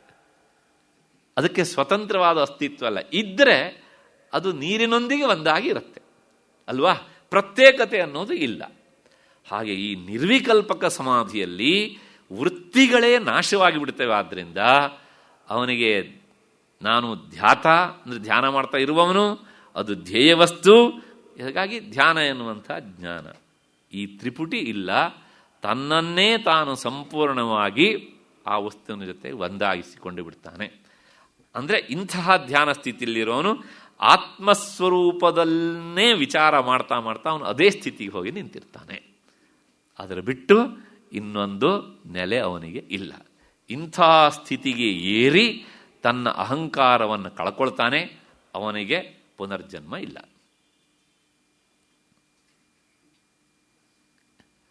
ಹಾಗಾಗಿ ಈ ಸಮಾಧಿ ಸ್ಥಿತಿಗೆ ಹೋಗೋದಕ್ಕೆ ಕೇವಲ ಶಾಸ್ತ್ರ ಅಧ್ಯಯನ ಮಾಡಿದ ಪಂಡಿತರಾದ ಮಾತ್ರಕ್ಕೆ ಆಗೋದಿಲ್ಲ ಅನ್ನೋದನ್ನು ಎಚ್ಚರಿಸಿ ಗುರುಗಳು ಹೇಳ್ತಾರೆ. ಅದಕ್ಕೋಸ್ಕರ ನೋಡಿ, ಶಬ್ದ ಉಂಟು ಅಲ್ಲಿ, ಆರೂಢ ಶಕ್ತೇರಪಿ. ಅಂದರೆ ಸಮಾಧಿ ಸ್ಥಿತಿಗೆ ಹೋಗ್ಲಿಕ್ಕೆ ಬೇಕಾದಂತಹ, ಅಂದರೆ ಅಷ್ಟೋ ಎಷ್ಟೋ ಪ್ರಯತ್ನ ಮಾಡಿದರೆ ಹೋಗಬಹುದು, ಆ ಪಾಂಡಿತ್ಯ ಉಂಟು. ಆದರೆ ಆಗೋದಿಲ್ಲ. ಯಾಕೆ ಹೇಳಿದ್ರೆ, ಕರ್ತುಂ ನ ಶಕ್ಯ ಸಹಸಾಪಿ ಪಂಡಿತೈ. ನಾನು ಅಷ್ಟು ಶಾಸ್ತ್ರ ಓದಿದ್ದೇನೆ, ಇಷ್ಟು ಶಾಸ್ತ್ರ ಓದಿದ್ದೇನೆ, ಏನೂ ಕೆಲಸಕ್ಕೆ ಬರೋದಿಲ್ಲ. ಯಾರು ಆ ಸ್ಥಿತಿ ಹೋಗ್ತಾರೋ ಅವರು ಶಾಸ್ತ್ರ ಓದಬೇಕು ಅಂತನೂ ಇಲ್ಲ. ಯಾಕೆಂದರೆ ಅವರು ಇಲ್ಲೇನು ಓದ್ದೇ ಇರಬಹುದು, ಹಿಂದೆ ಅವರ ಸಿದ್ಧತೆ ಬಹಳಷ್ಟು ಇದ್ದಿರುತ್ತೆ. ಹಾಗಾಗಿ ಯೇ ನಿರ್ವಿಕಲ್ಪಾಖ್ಯ ಸಮಾಧಿ ನಿಶ್ಚಲಾಹ ತಾನಂತರಾನಂತ ಭವಾಹಿ ವಾಸನಾ, ಅಂಥವರು ಮಾತ್ರ ಈ ವಾಸನಾರೂಪವಾದಂಥ ಅಹಂಕಾರವನ್ನು ಕಳೆದುಕೊಳ್ಳುತ್ತಾರೆ ಹೊರತು ಸಾಮಾನ್ಯ ಜನರಿಂದ ಅದು ಅಸಾಧ್ಯ. ಹತಾಶರಾಗಬೇಕಾದದ್ದು ಇಲ್ಲ, ಪ್ರಯತ್ನ ಮಾಡ್ಬೋದಲ್ಲ ಅಲ್ವಾ? ಹೀಗೆ ಈ ಭರವಸೆಯ ಮಾತಿನೊಂದಿಗೆ ಈ ಸವಿಕಲ್ಪ ಸಮಾಧಿ ಮತ್ತು ನಿರ್ವಿಕಲ್ಪ ಸಮಾಧಿಗೆ ಸಂಬಂಧಪಟ್ಟಂಥ ಸಾಕಷ್ಟು ವಿವರಣೆಯನ್ನು ಈ ಶ್ಲೋಕದ ವ್ಯಾಖ್ಯಾನದಲ್ಲಿ ಗುರುಗಳು ಕೊಟ್ಟಿದ್ದನ್ನು ಸಂಕ್ಷೇಪವಾಗಿ ಹೇಳಿದ್ದೇನೆ ನಾನು. ಆದರೆ ಏನು ಮಾಡೋಣ, ಕಾಲ ಓಡ್ತಾ ಇದೆ. ಹಾಗಾಗಿ ಒಂದು ಹಂತಕ್ಕೆ ಈ ವಿವರಣೆ ಸಾಕು, ಯಾಕೆಂದರೆ ಅದು ಎಷ್ಟು ಹೇಳಿದರೂ ಸಹ ಮುಗೀತು ಅಂತ ಇಲ್ಲವೇ ಇಲ್ಲ. ಹಾಗಾಗಿ ಇಲ್ಲಿಗೆ ನಿಲ್ಲಿಸ್ಕೊಳ್ಳೋಣ. ನನ್ನ ಕರ್ತವ್ಯದ ಭಾಗ ಒಂದು ಚೂರು ಉಂಟು. ಏನಿದ್ರೂ ಸಹ ನಾನೊಂದು 2 ಮಾತನ್ನು ಹೇಳಬೇಕಾದದ್ದಿದೆ. ಈ 6 ದಿನಗಳ ಕಾಲದ ಈ ಚಿಂತನೆಗೆ ದತ್ತಿ ನ್ಯಾಸಕರ್ತೃಗಳಂತಹ ಆ ಪರಿವಾರದವರು ಯಾರಿದ್ದಾರೆ, GN ಶಕುಂತಲಾ ಅವರ ಹೆಸರಿನಲ್ಲಿ ಆ ದತ್ತಿ ನ್ಯಾಸ ಮಾಡಿದವರು, ಮತ್ತು GV ವೆಂಕಟಲಕ್ಷ್ಮಿ ಅವರ ಹೆಸರಿನಲ್ಲಿ ದತ್ತಿ ನ್ಯಾಸ ಮಾಡಿದವರು. ಅವರ ಪರಿಚಯ ನನಗಿಲ್ಲ. ಹಾಗಾಗಿ ಒಂದು ಮಾತನ್ನು ಹೇಳಿಬಿಡ್ತೇನೆ. ಯಾವ ಉದ್ದೇಶದಿಂದ ಅವರು ಈ ಕಾರ್ಯಕ್ರಮಕ್ಕೆ ಟೊಂಕ ಕೊಟ್ಟು ಈ ಚಿಂತನೆಗೆ ಸಹಕರಿಸಿದ್ದಾರೋ ಅದನ್ನು ಈ ವಿವೇಕ ಚೂಡಾಮಣಿಯಲ್ಲಿ ಪ್ರತಿಪಾದಂತಹ ಆ ಚೈತನ್ಯ ವಸ್ತು ಈಡೇರಿಸಿಕೊಡಲಿ ಅಂತ ನಾನು ಪ್ರಾರ್ಥಿಸ್ತೇನೆ. ಈ 2ನೇದು ಡಾಕ್ಟರ್ ಸುಂದರ್ರಾವ್ ಅವರ ಬಗ್ಗೆ ನಾನು ಒಂದು 2 ಮಾತನ್ನು ಹೇಳಬೇಕು. ಮೊದಲನೇ ಸಹ ರಾಮು ಹೇಳಿದ್ದಾರೆ, ನಾನೇನು ಹೇಳಲಿಲ್ಲ. ಅವರ ಶ್ರೀಮತಿಯವರು ಇಲ್ಲಿದ್ದಾರೆ. ನನಗೂ ಅವರ ಕುಟುಂಬಕ್ಕೂ ಸುಮಾರು 33-34 ವರ್ಷಗಳ ಸಂಬಂಧ. ಹಾಗಾಗಿ ನಾನು ಅದನ್ನು ಹೇಳದೇ ಇದ್ದರೆ ಎಲ್ಲೋ ಒಂದು ಕಡೆ ಸಣ್ಣ ಅಪಚಾರ ಇದ್ದ ಹಾಗೆ. ಒಂದು ಮಾತನ್ನು ನಾನು ಡಾಕ್ಟರ್ ಬಗ್ಗೆ ಹೇಳಲೇಬೇಕು.